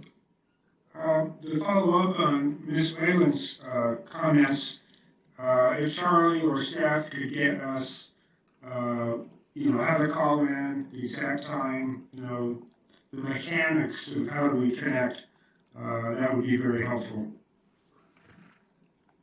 I think it's very important that we know that Mr. Odegaard will not be able to send that to us, so we would look to staff to be able to get the information out to the entire council. Yes, I was thinking that as I was talking, they figured the worst staff covered it.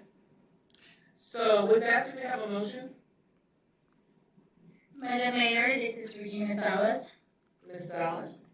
Yeah, first I just want to thank staff and also Councilmember Odegaard for watching the meeting, because I was taken aback when the Transportation Board came up with that decision. So I'd like to make a motion to approve the letter that will be signed by the mayor and Metro Plan Greater Flagstaff to the state of Arizona Transportation Board for the Route 66 Read the Flag Bridge Replacement Project. Second. There's been a motion made by Ms. Salas with a second by Mr. McCarthy to approve this letter from myself as the mayor and also the Flagstaff Metro Plan to the State of Arizona Transportation Board, specifically for the Route 66 Rear to Flag Bridge Replacement Project. Is there any further discussion? All those in favor? Aye. Aye. Any opposed? That motion carries. Thank you. Mr. Dilly has indicated that staff will provide ADOT's upcoming agenda to all the council members, and that agenda will have the necessary links to join these meetings remotely, and that he currently has that and assumes that that will be the continued practice of ADOT. We're now down to our discussion items. The first discussion item, number 11A, would be a 2020 wildfire preparedness and seasonal outlook. Good evening, Mayor and Council. This is Paul Sommerfeld, Flagstaff Fire Department, and really my purpose tonight is solely to introduce Paul Oltrogi, who is my replacement, and he is going to present this, the wildfire preparedness briefing. And I think we just are working to get this up on the screen right now. So before we do that, why do you have a replacement, Mr. Sommerfeld? Well, better talent came along. I'm retiring on Wednesday, May 13th. It'll be 22 and a half years with the city and 45 years in wildland fire. Well, congratulations on your upcoming soon-to-be retirement. It has been a pleasure working for the city this whole time. I can tell you that I really have enjoyed it, and I think we've made a lot of good progress. I appreciate your support. So, it's up to you, Paul. You're on. Good afternoon, Mayor and Council. This is Paul Drogi, Interim Wildland Fire Manager for the City of Flagstaff. And thank you for the opportunity to present this afternoon. And Stacy, can we share the screen so we can get the PowerPoint up that we have to share? We're in Chief Gaylor's office, if that helps. So if you've got the PowerPoint presentation, you would need to share your screen. Okay.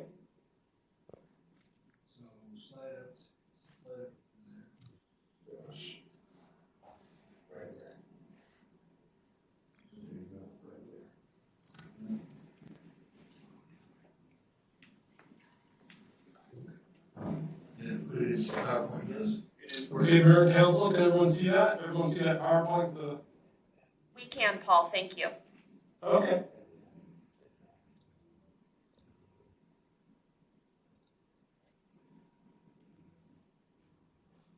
Well, we're working through one little difficulty here.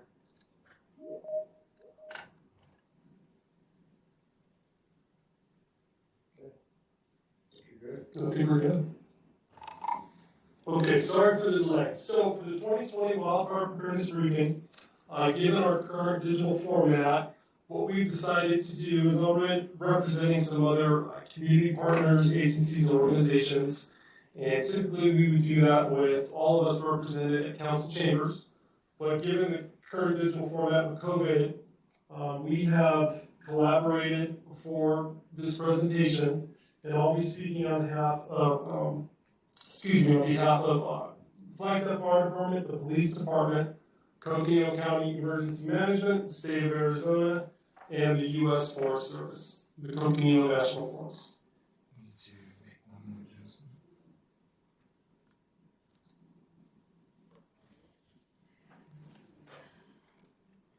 Paul, we lost your screen. If you'll share that again, please. Yeah, we're working on that right now. I apologize, Stacy. That's all right. How's that? Much better. Can everyone see the second slide? We just see the first slide.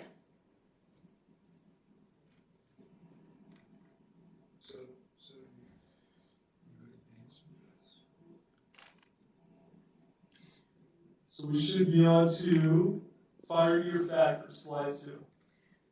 Not yet. Mayor, might I suggest we take a quick break and I can go help? Oh, now we see second slide. Never mind. So use your mouse. Now I think they see it confirmed to see. Now you know why, this is Paul Summerfield. Now you know why Paul Troy's doing this. But you know what, though? I do think having a break would be a good idea. So why don't we go ahead and take a 10-minute break and come back at 10 minutes to 5? I'm going to cut down and see that. Okay, so we'll go ahead and do that. We'll be back at 4:50. Great, thank you, Mayor. Thank you, Mayor. Okay, we are back from break. Yes, ma'am. Okay, let's go ahead and get started.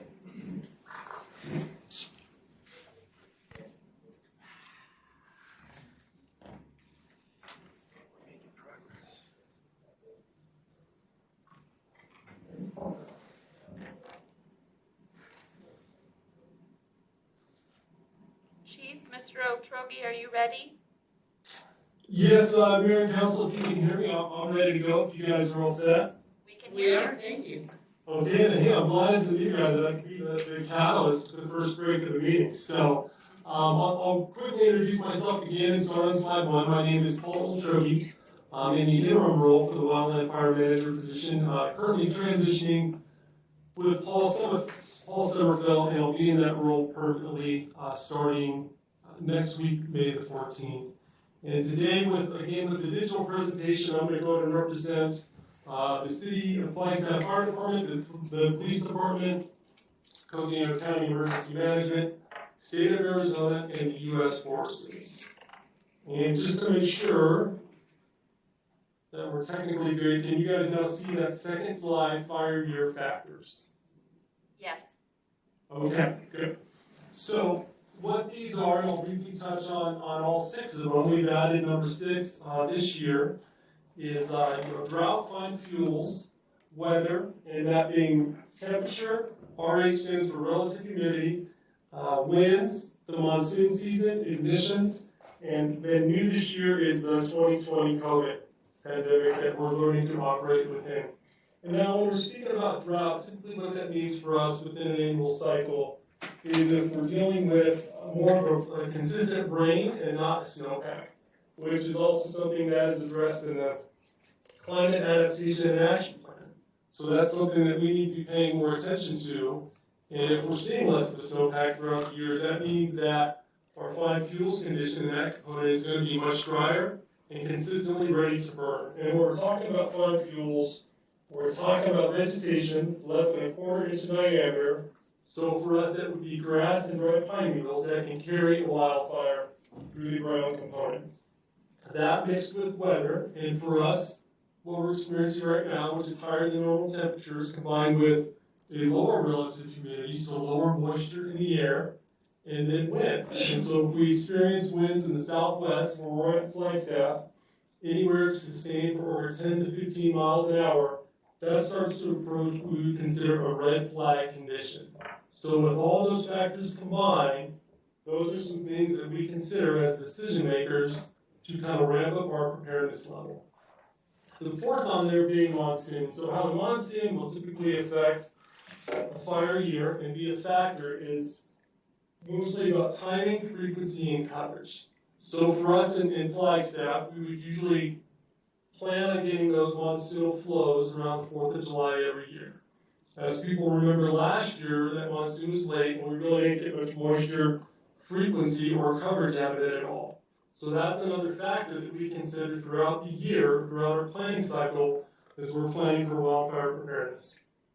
Ignition sources, number 5, the 5th factor on this, that just means, do we have a lot of people in the forest areas around the city of Flagstaff, recreators, campers, those types of things, or are we getting ignition from lightning, which is the other typical ignition source And new to us this year is the COVID pandemic, and that certainly is a factor that's changing how we do things, but it's not changing what we do or why we do them.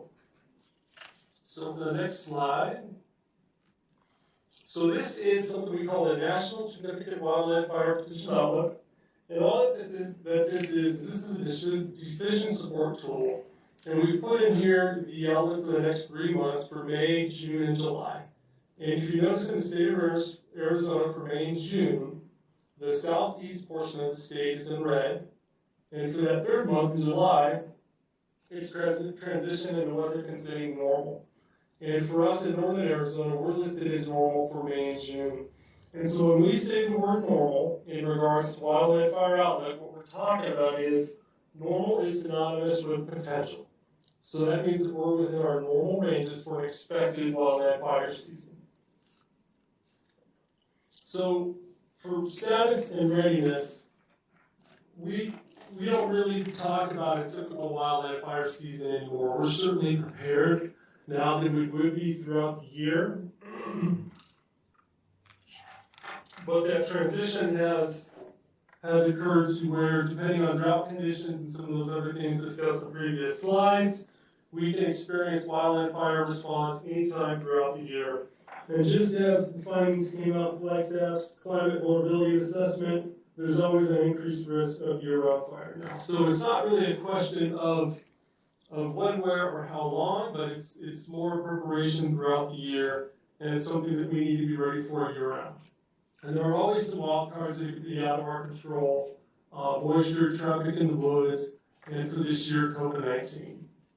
So with that, we come into kind of our 5 program areas, and I'll just briefly list these and touch on them, because I'm going to hit them more in the next 2 slides. But those are prevention, preparedness, hazard mitigation, and response.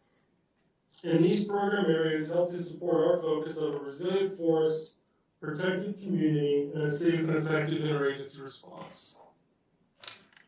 So for prevention, that means we want to engage with the community because we want an educated and informed community prepared for the potential of an impact from wildland fire.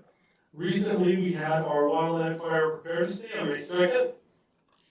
Geraldine Byrne, our Firewise coordinator, was on Cow Country Radio talking about some things that the homeowner and the community member can do. And so some of those items that were hit,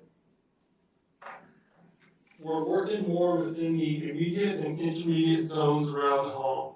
So preparing the home for potential wildfire, and then being more part of a fire adapted community. So communicating within your neighborhood, with your neighbors, and preparing a peer-to-peer plan to prepare more for wildland fire.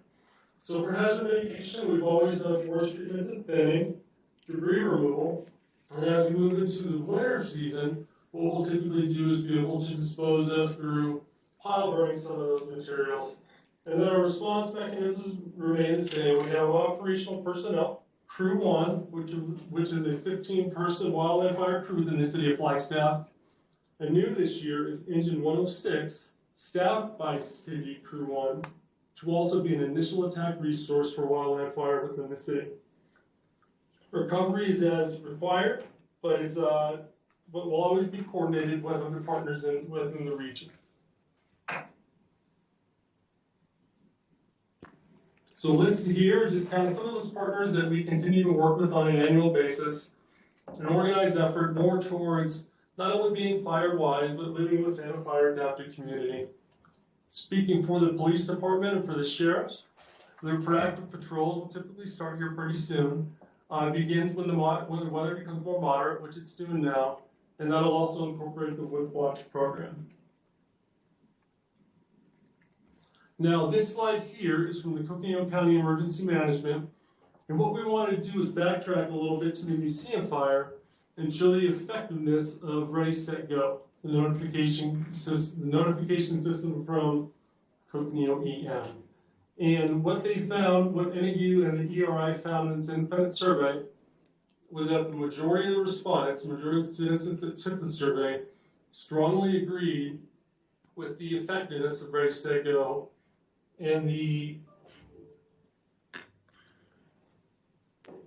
the effectiveness of Ready, Set, Go, and how that worked within their own home for preparation.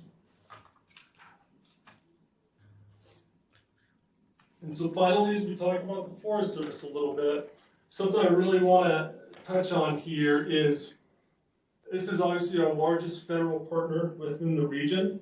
And we collaborated with them quite a bit on the front end of building this presentation, but it's something to point out that daily conversations within wildland fire management and with the Forest Service are occurring. And we're talking about not only staffing levels and reported incidents, but dealing with COVID on a local, regional, and even national level. Next slide this is just an idea of the camping and campfire restrictions that have been adopted for this year. It's new in 2020, took about 18 months of joint effort to complete. Non-COVID related, but something that's in effect right now. And just like our prevention and mitigation, the Forest Service is going to be being on educated and an informed public. And for them, what that means is they're going to introduce patrols through law enforcement and through some other staffing, and through potential restrictions like the stage 2 campfire restrictions that run right now. We have the luxury of a robust 911 system within the city of Flagstaff,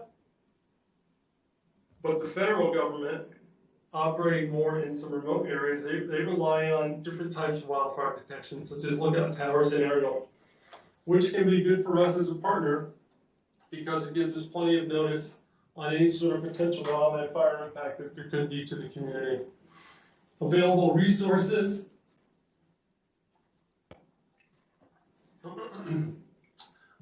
So with our proximity and with all the available forest resources around here, there's plenty of ground stuff should we need any sort of help from that partner. And aerial, this is something that we all were able to see firsthand last year with the museum fire. I've listed 25 air tankers and 40 helicopters, but there's really no limit of ground or aerial resources that can respond to us if we were in a situation where we needed any help. So quick presentation. Thank you for your time. Do you guys have any follow-up questions for me? Are there any questions?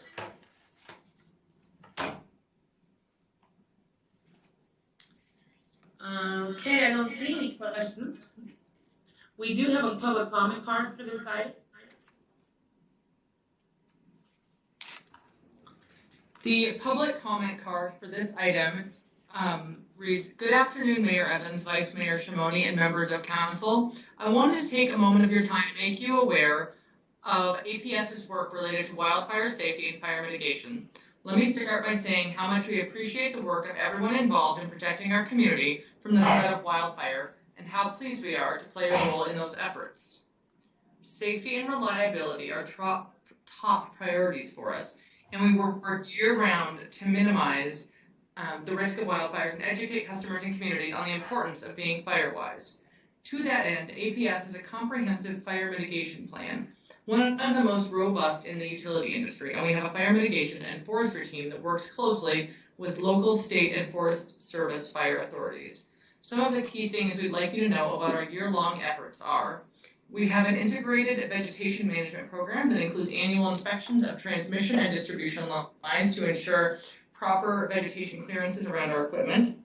We have a defensible space around our poles program, which we proactively clear our vegetation within a 10-foot radius of our equipment poles in order to create dispensable space to protect APS equipment and prevent wildfire ignitions. And we conduct annual line inspections and safety patrols of more than 2,800 miles of overhead lines to identify all corrective work and complete maintenance in advance of elevated fire conditions each year.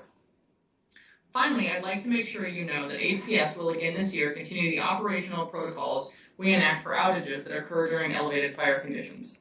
These protocols call for us to physically patrol lines before re-energizing them after an outage.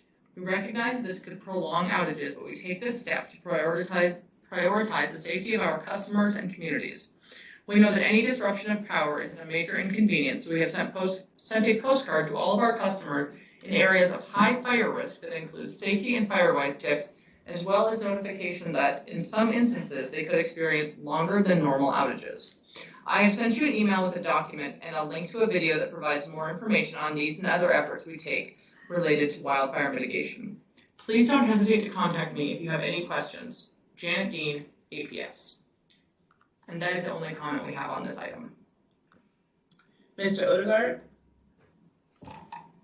Yeah, thank you, Mayor. I just wanted to take a moment to thank Paul Sommerfeld for his service to the organization and to the community. You've seen quite a few successes over your term here in Flagstaff, and one, of course, being the FWPP, which is a model for the nation of how a community decided to tax itself to protect the community within its boundaries and outside of the boundaries concerning forest fires and protecting its water supplies. And so I just really wanted to say thank you, Paul, very much. I appreciate it. I appreciate the comments, and you're in good hands with Paul. Okay, well, that's all. I do have a comment by the Vice Mayor. Excuse me, okay, hold on real quick. Actually, I have Ms. Whelan first, followed by the Vice Mayor. Thank you, Mayor, Council. I'd just like to take a minute also, Paul, to let you know that it has been a pleasure working with you, that your expertise in this area will be missed. And I'm also grateful that you were part of hiring your replacement, and I look forward to working with him. So thank you, Paul. Thank you. Vice Mayor? Thank you, Mayor, and I'd also like to say thank you, Paul, for your service to Flagstaff, our community. It feels like we've been working together for a while, at least from my perspective, but I know it's a drop in the bucket of your lifetime with the city of Flagstaff, but I want to say thank you. And to the new Paul, I want to say welcome, thank you for the presentation, and I look forward to working with you as well. And Paul Sommerfeld was really good on camera, so we'll see how you do. Thank you.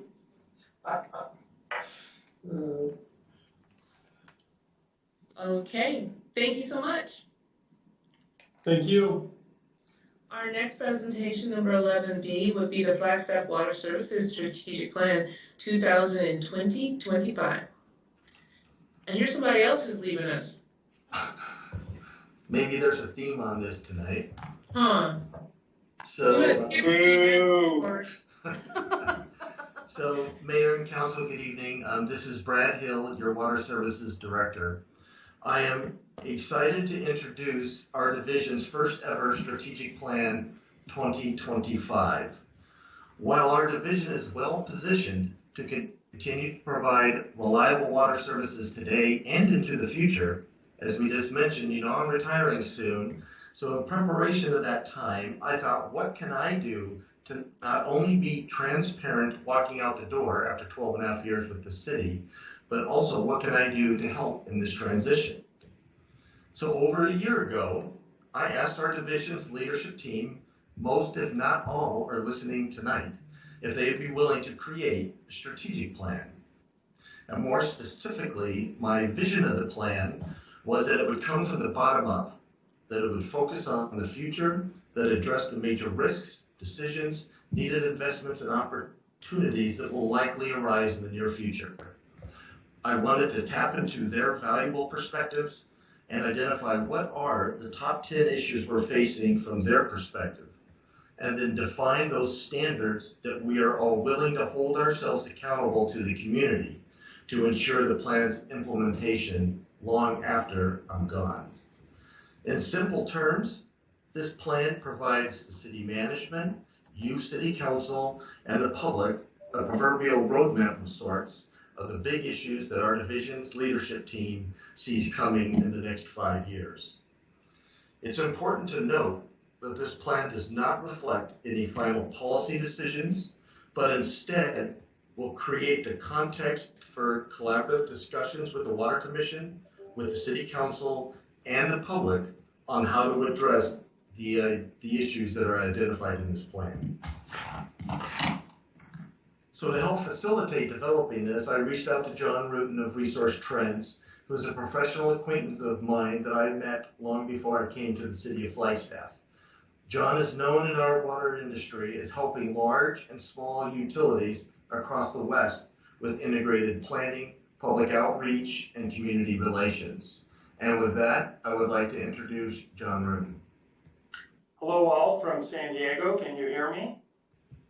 Yes. So it's great to be with you today, and it's actually interesting that I'm getting to do this with Flagstaff because my brother Tom actually just built a house up there recently, so I'll probably be visiting the community even more often. So it's a great place to go, and it's a privilege to sort of be here with you. Speaking of large and small water utilities, I guess my biggest client is the biggest municipal water utility in the country, which is the Los Angeles Department of Water and Power. I'm working with their Water Resources Division right now. And I work with utilities that have as little as 15 people, so it really spans the spectrum. So again, it's a privilege to work with you guys, and really I'm just going to be going through the strategic plan. So I believe the council members have that in front of you. But I think even if you don't have a plan in front of you, it will be clear and useful in terms of what we're doing.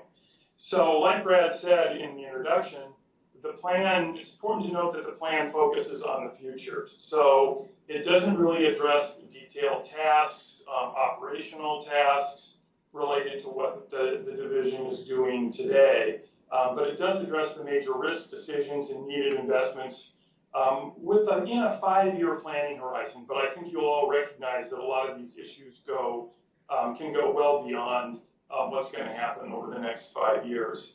I'm sort of proud of the fact that it provides a substantive yet easy to read overview of the water issues facing the community and water services division. And that's really my standard for the work that I do with sort of very technical and engineering-led utilities, is try to get them to be both substantive, yet have their content be easy to access and read. And as Brad just said, it doesn't document final policy decisions, but really establishes a foundation for additional information gathering, lots of collaboration internally with the Water Commission, with the City Council, and the community on these important issues included in the plan. So Brad, you can move forward.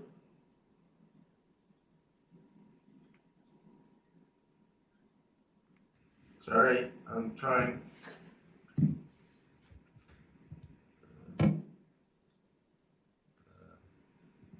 I actually learned how to pilot this from here today, so Brad, maybe I shouldn't have trusted you with this. Oh wait, sorry, my computer wasn't prepared. No, that's okay. So Brad did talk about the process a little bit. There had been some ground up work that had been going on in the utility for a while. Brad asked me to come in and sort of to be able to provide structure to this. So actually, when you look at the structure of the plan, that's a structure that I work with my clients when I do strategic planning for both water utilities and even sometimes for whole towns. I actually did quite a bit of interviews with section managers and staff and Brad to sort of collect and organize the content. So it's been a fun process working with your team. So you can move on, Brad. So when we look at the elements of the plan, I think we're on about page 3 here. It basically has some major elements. It has what we call a strategic foundation, which includes a mission, which you're very familiar with. One of the interesting things about this plan, and it's a structure that I use, again, with all my strategic planning clients, is separating out what we call behavioral values and business values. And I think on your sheet on the strategic plan, you can see the business values are there as well. But when you look at the behavioral values, this is more issues about how we work, right? In terms of our collaborative approach, our responsibility, our commitment, our honesty, and integrity. So we separate those out as behavioral values. I'll talk about the business values on my next slide in a moment. But another big emphasis in this plan, and we're going to talk about them a little bit more, is the idea of standards. And they're really rules, levels of quality, achievements considered acceptable or desirable. And we're going to be talking more about the power of standards, how standards are used in the strategic objectives, in problem solving, and decision making. So it is really an emphasis of the plan. And frankly, one of the major areas that I work on with my clients in terms of really bringing standards to the forefront. And then really the guts of the plan are the strategic objectives. And there are 10 of those, and they represent a specific challenge, opportunity, or a proposed investment. So Brad, you can move on. I just talked about the business values. These are the more tangible, specific service-related promises to the community. If you look at them, sound planning and appropriate investment, reliable water supplies and service, protecting public health and the environment. These are values that you're going to see in most every utility. They are a framework for developing more detailed standards, identifying issues, and sort of organizing the work of the utility. They are, as I said, similar for most utilities, but local issues and standards vary, especially in terms of the standards that an individual organization has developed. Also, if you look on the next page of the strategic plan, which I don't have a slide for here, you'll see each of those business values with a narrative. And actually in those narrative are in those paragraphs are some of the major standards that go with those business values. So that narrative is actually pretty quick, like 2 or 3 minute read overview of the values and standards of the organization. So Brad, you can move on. So we're going to talk about, actually on the right here, you're seeing the actual first strategic objective, which we'll go over those in a moment. But I really wanted to highlight the power of standards. I'm doing a little bit of internal work with the Water Services Division, but they tend to be an integrated force or organizational glue. They actually define the value and therefore define appropriate investment for the utility. They determine investment level. For example, if you're creating a wastewater treatment plant and you want a higher odor standard for that plant, you're probably going to pay more for it. So a dialogue about standards is a dialogue about value and investment. Communicating standards increases transparency because they express the motivations of the organization. I say this a lot. If you want to tell people what's driving your decisions, tell them what the relevant standards are. They enhance problem solving because you basically can say, hey, we've got a problem and we're not meeting this standard, or we're not going to meet this standard in the future. I think focusing on standards, I've seen this personally, it depersonalizes and depoliticizes the dialogue about investment decisions. And if you're clear on standards, you're empowering your employees.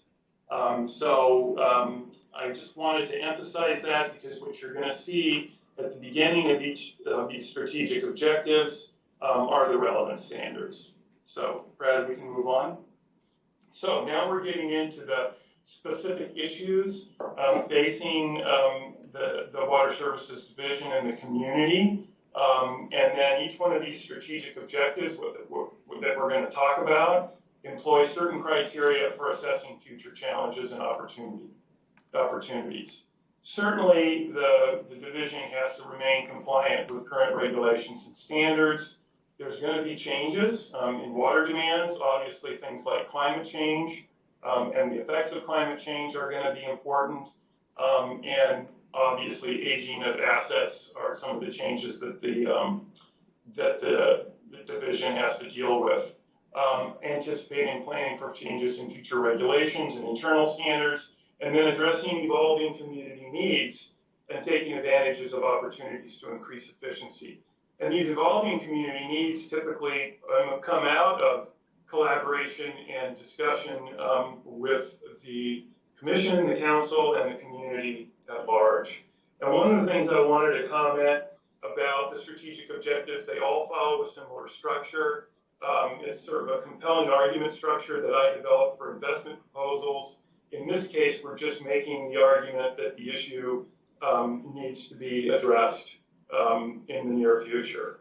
So with that, I think we can move on to the next slide, Brad, and talk about sort of the summary of strategic objectives here.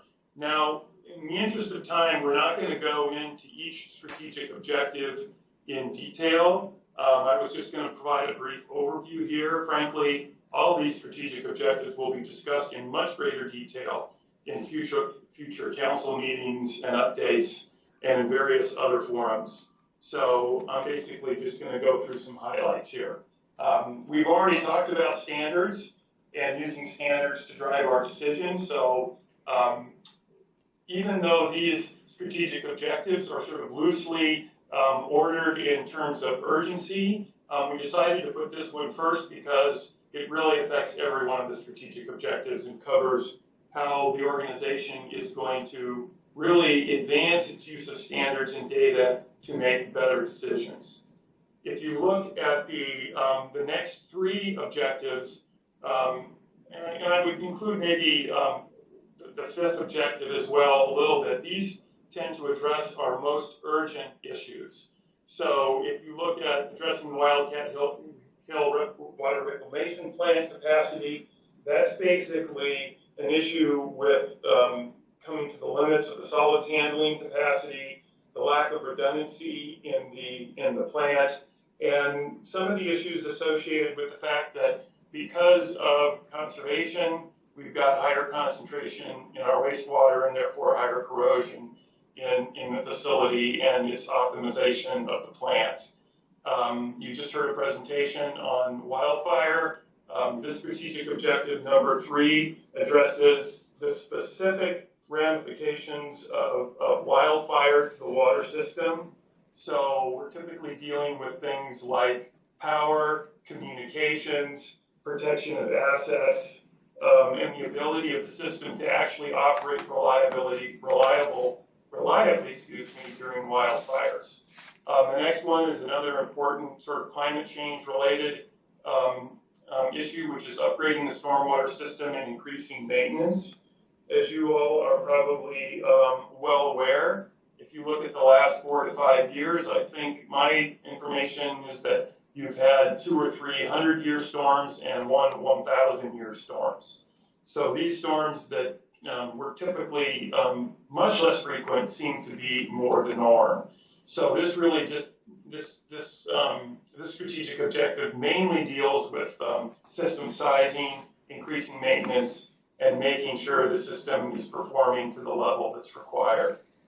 If you look at number 5, accelerating infrastructure maintenance and replacement, this is really driven by the aging of the infrastructure that was put in the 40s and 50s and the growth phase of Flagstaff. So this is more just an aging of the infrastructure issue. Certainly treatment plants and other types of assets are involved in this. And it's not just age that comes into the factor here. And I know that the division is already heavily considering other types of data to basically assess the condition of the assets and make really good sound decisions on either maintenance or replacement. It's funny, I work out a lot with California utilities, and this whole issues of water resources and climate change is a big deal out here. In fact, the work that I'm doing right now with the Water Resources Division at LADWP is exactly related to this whole issue. I think luckily for Flagstaff, a lot of your water comes from the deep well aquifers. So there are tasks in this objective related to sort of understanding the replenishment of those aquifers and the proper actions there. We certainly also have more short-term issues related to water resources and climate change, which could be the availability and reliability of Lake Mary as a water resource. Again, for Flagstaff with your deep well aquifers, you definitely have, in general, comparatively excellent water quality, but there is a diligence issue associated with this strategic objective. Certainly things like contaminants of emerging concern come up. We've done some recent research on that. So this strategic objective really covers that ongoing diligence with respect to water quality. We've got, if you look at this strategic objective number 8 in terms of improving compliance with environmental standards and protections, if you just look at the challenge opportunity section of this, it really looks at, in fact, I'll just read these, the standards and capabilities for responding to illegal discharges, flood control channels and being filled with contaminating debris, sometimes automobiles, a better overall assessment of environmental issues in Flagstaff's watersheds as needed, and maintaining discharge permits.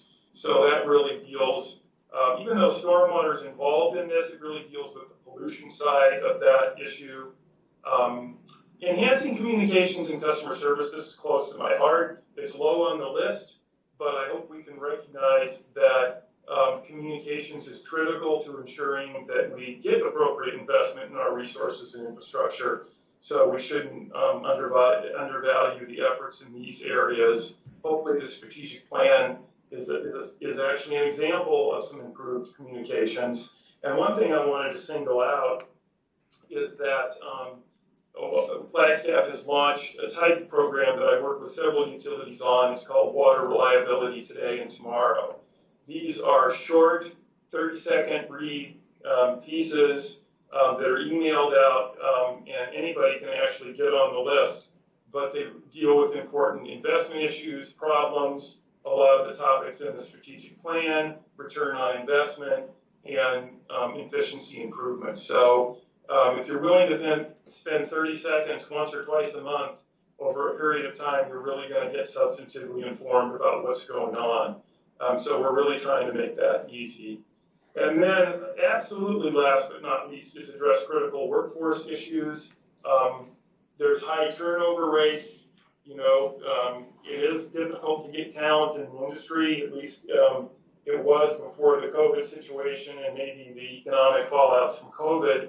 But maintaining a strong workforce, addressing succession planning, you know, keeping your trained people in-house are all critical issues, because none of this happens without the great work of the Water Resources Division. And I've got a chance to work with them, and they're a great team. So implementing the plan, look, if you're interested in water, read the plan. I think, as Brad said, you know, it's the first ever strategic plan. It's a 30-minute or less read, and you're really going to get a sense of the overall water issues facing Flagstaff. We're in the process. I've been working. We actually had some discussions about this morning, about the assignment of strategic plan champions for each strategic objective, which sort of provides a program manager for each strategic objective to keep things moving. I think the plan is for progress reports every 6 months. The whole process here is about sharing new information and data, specific investment proposals, and doing a lot of collaboration and community outreach when that's appropriate. And I'm very excited about the fact that Lisa Dean has just started an interactive web page related to the plan. So it'll be a place where we can do the work of implementing the plan. So some closing remarks. Look, one of the things that I do with my clients in water utilities is really trying to capture, you know, the fact that the impacts of climate change are not only increasing, but they're accelerating. So whatever happened in the last 5 to 10 years, the pace of change is going to be even greater in the next 5 to 10 years. So we need to be prepared. Those big items at the beginning, the reclamation plan upgrade, addressing wildfire threats, stormwater system upgrade, and infrastructure maintenance will take significant resources, and certainly specific investment needs will be addressed within project and rate proposals. Look, it's been great to work with the Water Services Division. I can see their commitment to you know, providing reliable water services to the community of Flagstaff. So again, I just want to thank you guys for the opportunity to make the presentation and be involved in the plan. Okay, so that is our presentation. Mayor, Council, do you have any comments or questions? We have one public comment card for this item. I'd like to go ahead and take that. And then, Council, if you have any comments or questions, please indicate so. Ms. Strong. Yes, the public comment we have on this item reads, hello, Mayor and Councilors. Mr. Hill and Water Services staff, as always, have produced a comprehensive report that includes the accelerating climate crisis. 2 items related to Lake Mary that could be considered. 1, allocating a portion of Lake Mary into Walnut Creek so the Walnut Canyon National Monument riparian habitat can thrive as the region gets more arid. 2, eliminating motorized recreation from Lake Mary to reduce water contamination from exhaust. Human-powered recreation will surely increase. Thank you for establishing this type of interaction during COVID-19. Joe Channon, 30-plus year resident. And that's the only comment. Okay, Ms. Whelan. Thank you, Mayor. Thank you, Brad, and your entire department. I just really appreciate the way this was visioned out, and I appreciate your work in this presentation. Yeah, I've been kind of around this for a while, and being on the Water Commission, I have read it. It's an amazing document, and it will, I have no doubt, certainly guide us in our future. My extreme gratitude about climate considerations, as Mr. Shannon said, and that it was a team effort. So thank you very much. Okay, any other comments? Well, thank you. I don't see any more. Thank you so much. All right, thank you, Mayor and Council. I appreciate the opportunity to speak before you all. Did I say we'll miss you?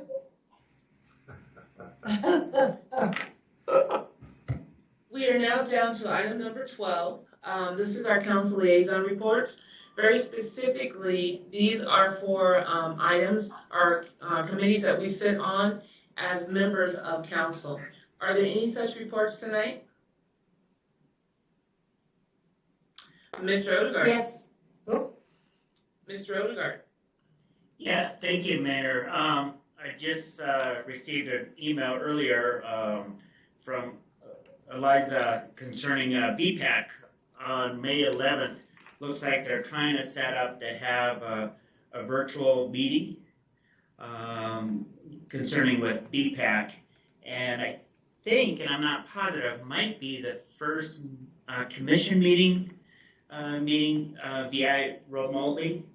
And one of the important topics on the May 11th, if it happens, if there's a quorum among the commissioners, is concerning the red phone booth, Little Library. And if they have that meeting on May 11th, I'll provide an update at the next council liaison report. So thank you, Mayor. Ms. Whelan? Thank you, Mayor. Just an update around Mountain Line, and I'm sure Councilmember McCarthy can help me out with this. We are having our joint TAC and staff and board meeting coming up.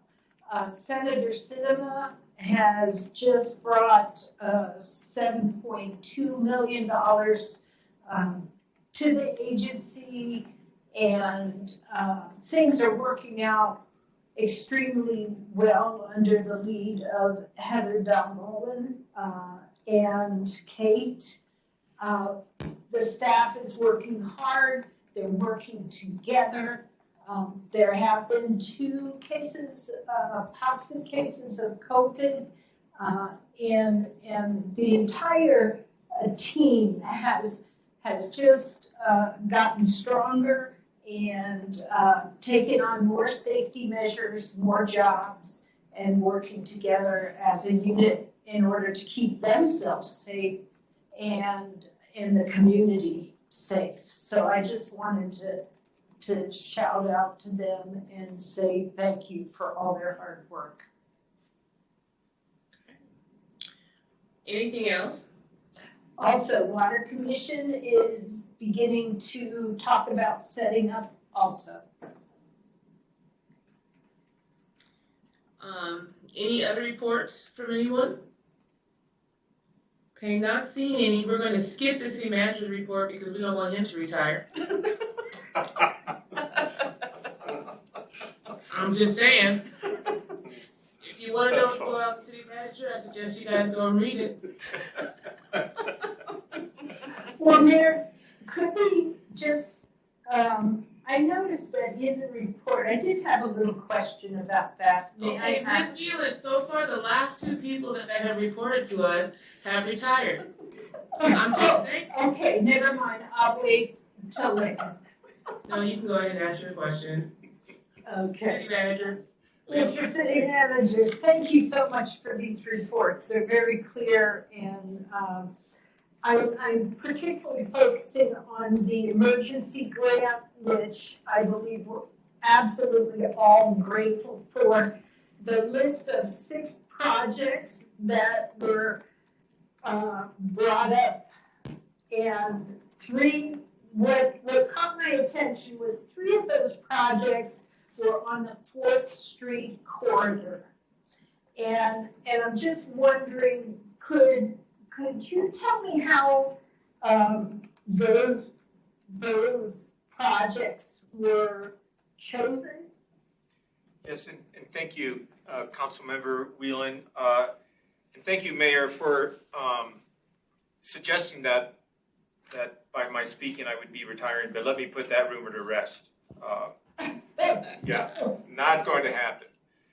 I would like to say that the 4th Street projects were decided by the fact that I live in that neighborhood, but I'm not going to say that. I had nothing to do with this. I might see if either David McIntyre or Eliza with our beautification program, if either of those two are available to speak to this at this time.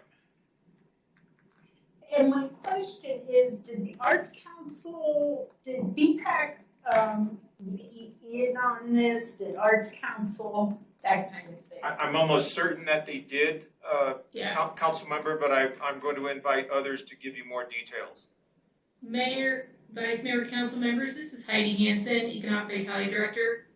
Can you hear me? Yep. Hi, Heidi. Hi. Yes, everything that you get brought before you definitely goes before the Arts Council, as well as if it was something related to beautification, it goes before BPAC. And so those are decided through the commissions. I will be honest with you, I didn't get the first part of your question, so I'm not sure if I'm answering it fully for you. Heidi, it just seemed to weigh heavily on that 4th Street corridor. So I was just wondering, is that intentional or how that happened? I think that projects. I agree. Mayor, Councilmember Wheelan, I would be kind of speculating, but I believe that we haven't had a lot of projects on the 4th Street corridor. We've done a lot of downtown Flagstaff projects in the past, and I think that it might have been their way to continue to spread themselves throughout the community, but I will definitely get a real answer for all of you, and we'll send that through email. Excellent. Thanks so much. You're welcome. Thank you, Heidi, for jumping in and rescuing me on that. Madam Mayor and Council, I will not go through the other items on the report, other than to note very briefly, I gave you an update on the Linda Vista project, which at the time was still pending. That has been largely wrapped up. The road is open. There's still some traffic management happening there, but all the subsurface stuff has been completed. I mentioned it in my report. I'd like to briefly mention some of the players who were involved in this, and I want to just extend a big shout out to them because the project came in a week early and under budget, which is remarkable. And I just think that there was a lot of effort to outreach on this project and this, as council may recall, is the combination of 2 projects into one. So we were able to be very efficient. But I would like to make mention of Justin Emmerich with Water Services, who handled the PRV phase of this, as well as Eli Reisner in Capital Improvements, who was involved in the culvert stormwater part of the project. And I would also mention Lisa Deem with our management analyst in water services for her efforts, Ryan Roberts and Brett Peterson, very much a team effort, and we're grateful for this project being so successful. I made brief mention in the report of the testing blitz that's underway. I will not talk about that now. I think council might be having some discussion on their own, and I'm quite willing to answer any questions that you may have. Thank you. Okay. Anything else? Not for me, Madam Mayor. Thank you. Council? Okay, we're going to go ahead and move down to item number 14. This is COVID-19 updates. We do have 14A, which would be the COVID-19 Social Safety Net Services Coalition. And then after that, I believe we have a more general conversation about COVID-19. So staff?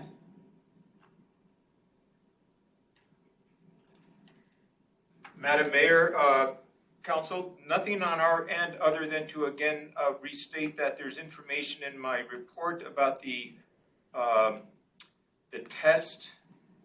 testing blitz that's happening.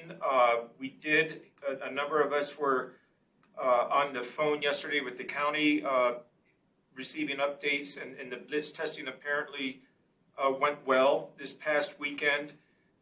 It's the first of a 3-weekend endeavor, and the report gives you a little more details about that. I'll also share with you, just to start the discussion, that we continue to hear from both our police chief and our fire chief that our emergency responders, even though that they've had a number of exposures within the community in the work that they perform, so far we have managed to keep our responders free of the virus, and we're so grateful for that. We've had a few quarantines along the way as precautionary measures, but so far the news has been very good for us in that regard. Okay, council?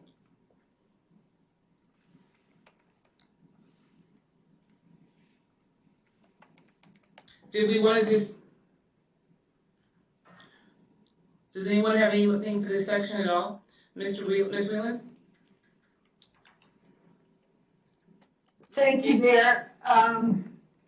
Wow, it's been a busy week with meetings, and I just wanted to let council know that tonight the county is considering the contract with Hotel Aspen. It's quite an expense, and so tonight they're having quite a discussion about that and whether to keep that going. Of course, it will be a 30-day termination if they choose to give direction to terminate the contract, which will give time for the conversations to be had with the community and the shelters within the community and hotels and motels. So that's a big decision before them. I know that over the weekend, the Blitz did about 248 tests, and it will again be open to all this Saturday and the following Saturday. So no doctor's note is needed, and it's a great opportunity to get your results back in 4 to 5 days. So that's about all I have. Well, I have a lot more, but I won't go into it. Vice Mayor? Thank you, Mayor, and thank you, Councilmember Whelan, for that update for the public and for us. So the only thing I wanted to bring up on this topic is that, I think we should have a discussion at some point, I think in the near future, regarding as things begin to open up, how we open up, and how we operate our own services, such as the library and other things that we provide to the community. And so I know that staff is looking at that and working on that as we speak, and I look forward to seeing that document. But that's where my mind's at with all this at the moment. Thank you. Anyone else on council? So I do, Ms. Whelan? Mayor, I just wanted to add an update that the county is having a town hall on May the 6th at 6:30 p.m. and that will be viewed on NAU TV and participation on Zoom if the community is interested. Thank you, Mayor. YouTube as well, I believe. Okay, I do have something for this section tonight, and it might be rather lengthy, but I feel it's extremely important that it get on the record. And so I would just ask for council's indulgence for a moment. I feel as the mayor of the city of Flagstaff, I need to say a few things moving forward because things have definitely been changing and changing rapidly. First of all, I'd like to thank everybody in the city, the citizens, our city staff, members of our community for all that they have been doing during this very trying time. We have people who have been making masks, who have been making suits, who have been serving food, packing food, delivering food, helping other people pay bills, raising money, helping people outside of our community. And that just shows what a beautiful place we live in. And that's really the beauty of Flagstaff is not just our environment, the physical environment, but truly the hearts of those of us who live here. And I'm very proud and thankful for the members of our community. So this started in March. I believe it was March 17th when I gave the order for our city to be closed by way of closing the bars and suggesting that the restaurants operate in a different way, meaning takeout and delivery of food. A few days later, I included the hair salons. Other cities across Arizona followed suit, and as did our governor with his executive order. We've gotten a lot of comments today and yesterday because of the changes that our governor has made to his executive order. Last Thursday, he seemed to indicate we were going to open up based off of science, and then he changed that yesterday and decided to move forward in a more accelerated way. I will tell you that it's important that we understand as citizens that we are currently operating under the governor's executive order, meaning that the mayors in the cities and towns in Arizona have been preempted from doing anything different than what his order says by law. And so as we move forward and as the governor decides on how things open and when they open in our state, I can tell you that he has not been consulting, at least to my knowledge, the mayors of the cities and towns here in the state of Arizona. I will tell you that for speaking on behalf of myself and not the rest of the council, I want to be very clear.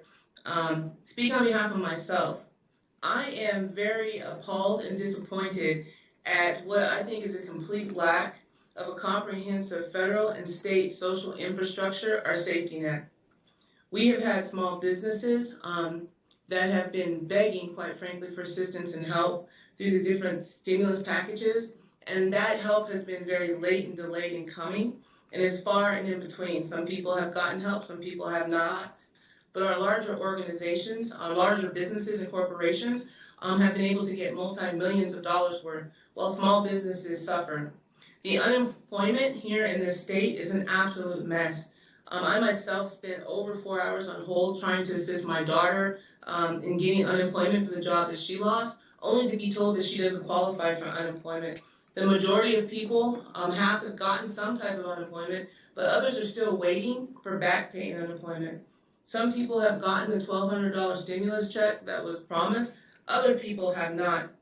Our state representatives allocated $50 million to assist with COVID relief, and then they went on break. And there's still questions as to how we access that money. We have major issues with people needing help with sheltering. And then we haven't addressed the people that live among us and pay taxes, people who are undocumented, and they have absolutely zero access or any hope to get anything. It's very natural that people are willing to sacrifice their lives at this particular point, almost 6 weeks into this, because they have no resources, and it doesn't look like resources are going to be coming in an expedited way. I want to say that I'm embarrassed by the remarks made by the Page mayor with regards to our Native American and Indigenous partners and residents that live in northern Arizona. And I'm very proud to say that Flagstaff does not tolerate, and we are an all-inclusive community, and that our response will definitely not be that. I also want to point out that when you look at the numbers that are on the county's Facebook page, if you start at April 21st and you move forward to today, the numbers are actually increasing. There is a 37% increase, according to the numbers that are posted on the county's page, of individuals who have contracted COVID. And there's a 24% increase in the deaths associated with COVID. These numbers do not reflect this testing blitz that was just done over the weekend. So I just want to leave you all by saying that as the mayor of the city of Flagstaff, I strongly encourage our residents to follow the CDC guidance as they go about their daily lives. If you have one, if you have a mask, please wear it for the other people in the community. You're not wearing that mask for you. You're wearing that mask for people who don't have a mask currently and people who are definitely more at risk. I also want to encourage people to continue to social distance as they can, and stay in small groups. Please wash your hands and wash them regularly, and wash your clothes as well. Continue to check in on your neighbors as you've been doing, and continue to help those who can't get help, because we know there's no help that's coming. And basically continue to be Flagstaff, because that's who we are. And we will definitely grow stronger through this experience. So thank you.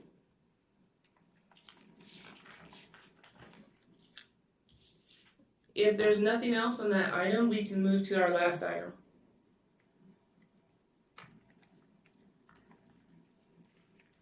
Okay, we're going to go ahead and move down to item number 15. And this is informational items and reports from council, staff, and future agenda item requests. Let's go ahead and start with Ms. Whelan tonight. Thank you, Mayor. I appreciate what you just said. I appreciate your clarity and your willingness to support our community. I've given it a lot of thought, and no matter what the federal government's saying, no matter what the state, it does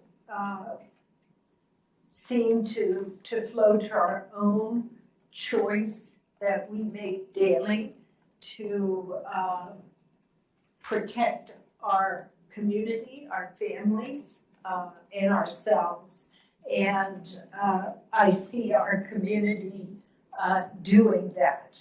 And I know, for my experience, I tend to go to places when I do go out, which is rarely, places that have taken extra steps to make sure their employees and their consumers are safe. So I just want to say thank you for your words. I agree with them 100%. And now, I do have a fair item, and I want to bring this up with excitement and with courage, because I believe in our leadership, in our council, and in our community. And I understand that when this is brought up, many eyes kind of roll back in their head. But I think it's time. I think it's appropriate. And Mayor, hopefully we can do this before you leave us. And that is a discussion on our BBB appropriations. And I base that on, in 1988, it was adopted by Flagstaff voters. 8 years later, there was a change in the allocations, and it was renewed. That brought us to 2010, where it was renewed again until 2018. 10 years have passed since that renewal with no changes. And perhaps it is time for our community, our staff, and our council to have a discussion on, are these the allocations we need to walk into the future together? And you know, just kind of a checkup again. Is this truly where the community, where leadership, where the council want us to go? So I would request that this be placed on the agenda, on an agenda as soon as possible. I've noticed that many of our fair items are dwindling, and good for us. We made that commitment. And so I really do want to have this conversation with this council and leadership. So thank you. Thank you. Mr. McCarthy? Well, thank you, Mayor. Long before this virus fiasco started, the council had some discussions about declaring a climate emergency resolution. And it seemed that there was very strong support on the part of council and very strong support in the community. And now what I'm going to say next, the mayor and I have had some conversations about. So Mayor, please chime in and tell me your perspective. But there's a lot of people in the community which would like us to move forward with this now and not wait until we have to start having face-to-face meetings again. Who knows how long that could be?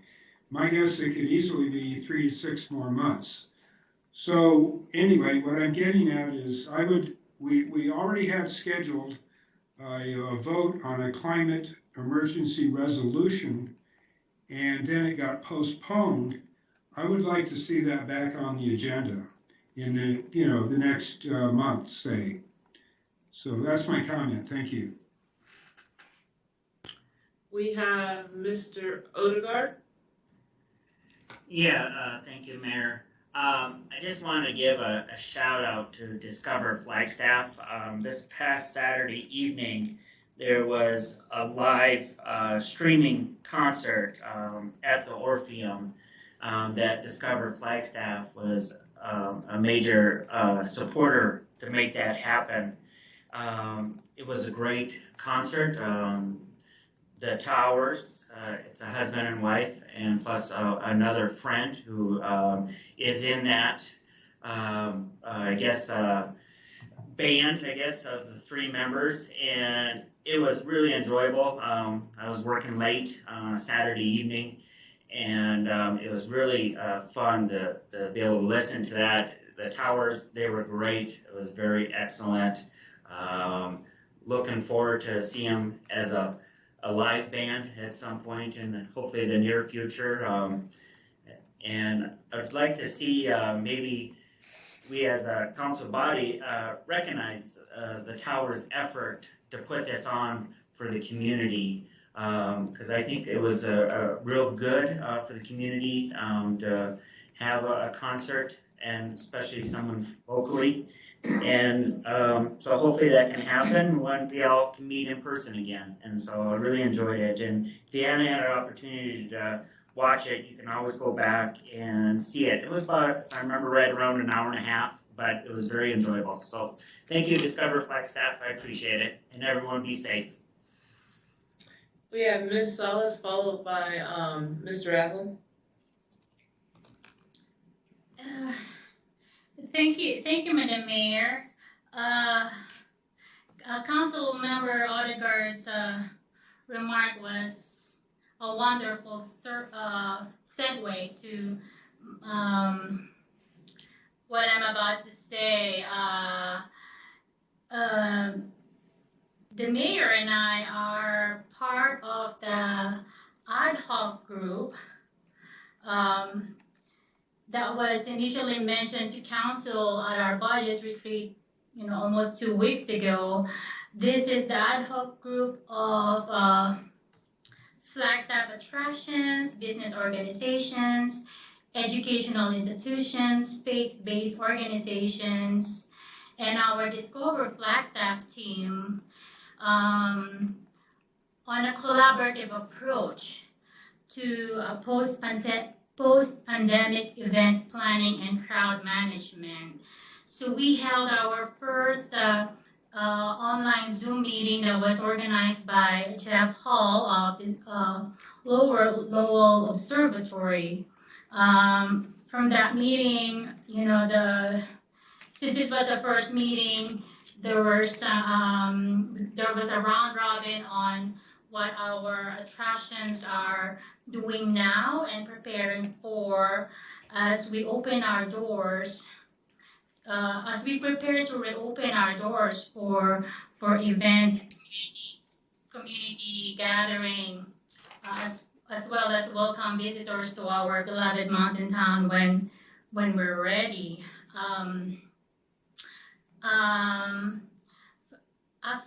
From that meeting too, I did suggest to Jeff to include Coconino County Parks and Recreation Director to cover the Fort Hill events and the fairgrounds, as well as their partners at the amphitheater and Flagstaff Extreme, as well as to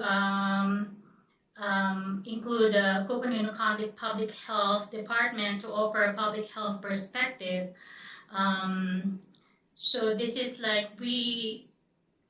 this collaborative approach shows how resilient we are and how we work together with our partners in our community to come up with the new normal and standards for events planning and crowd management. So I will keep you posted on the progress of this ad hoc group.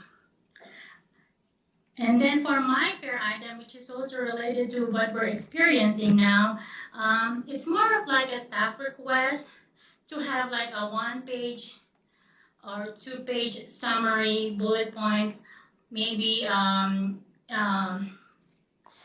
infographics on what the city has done so far in response to the pandemic and the plans that we are moving forward with. Because I get these questions like from text message, from calls, from emails, and even on Facebook on what we're doing as a city. So I want to just have a complete list on what we have done so far and what we're working with. Because we have discussed a lot over our 2-day budget retreat. We talk about our business retention and expansion and attraction program.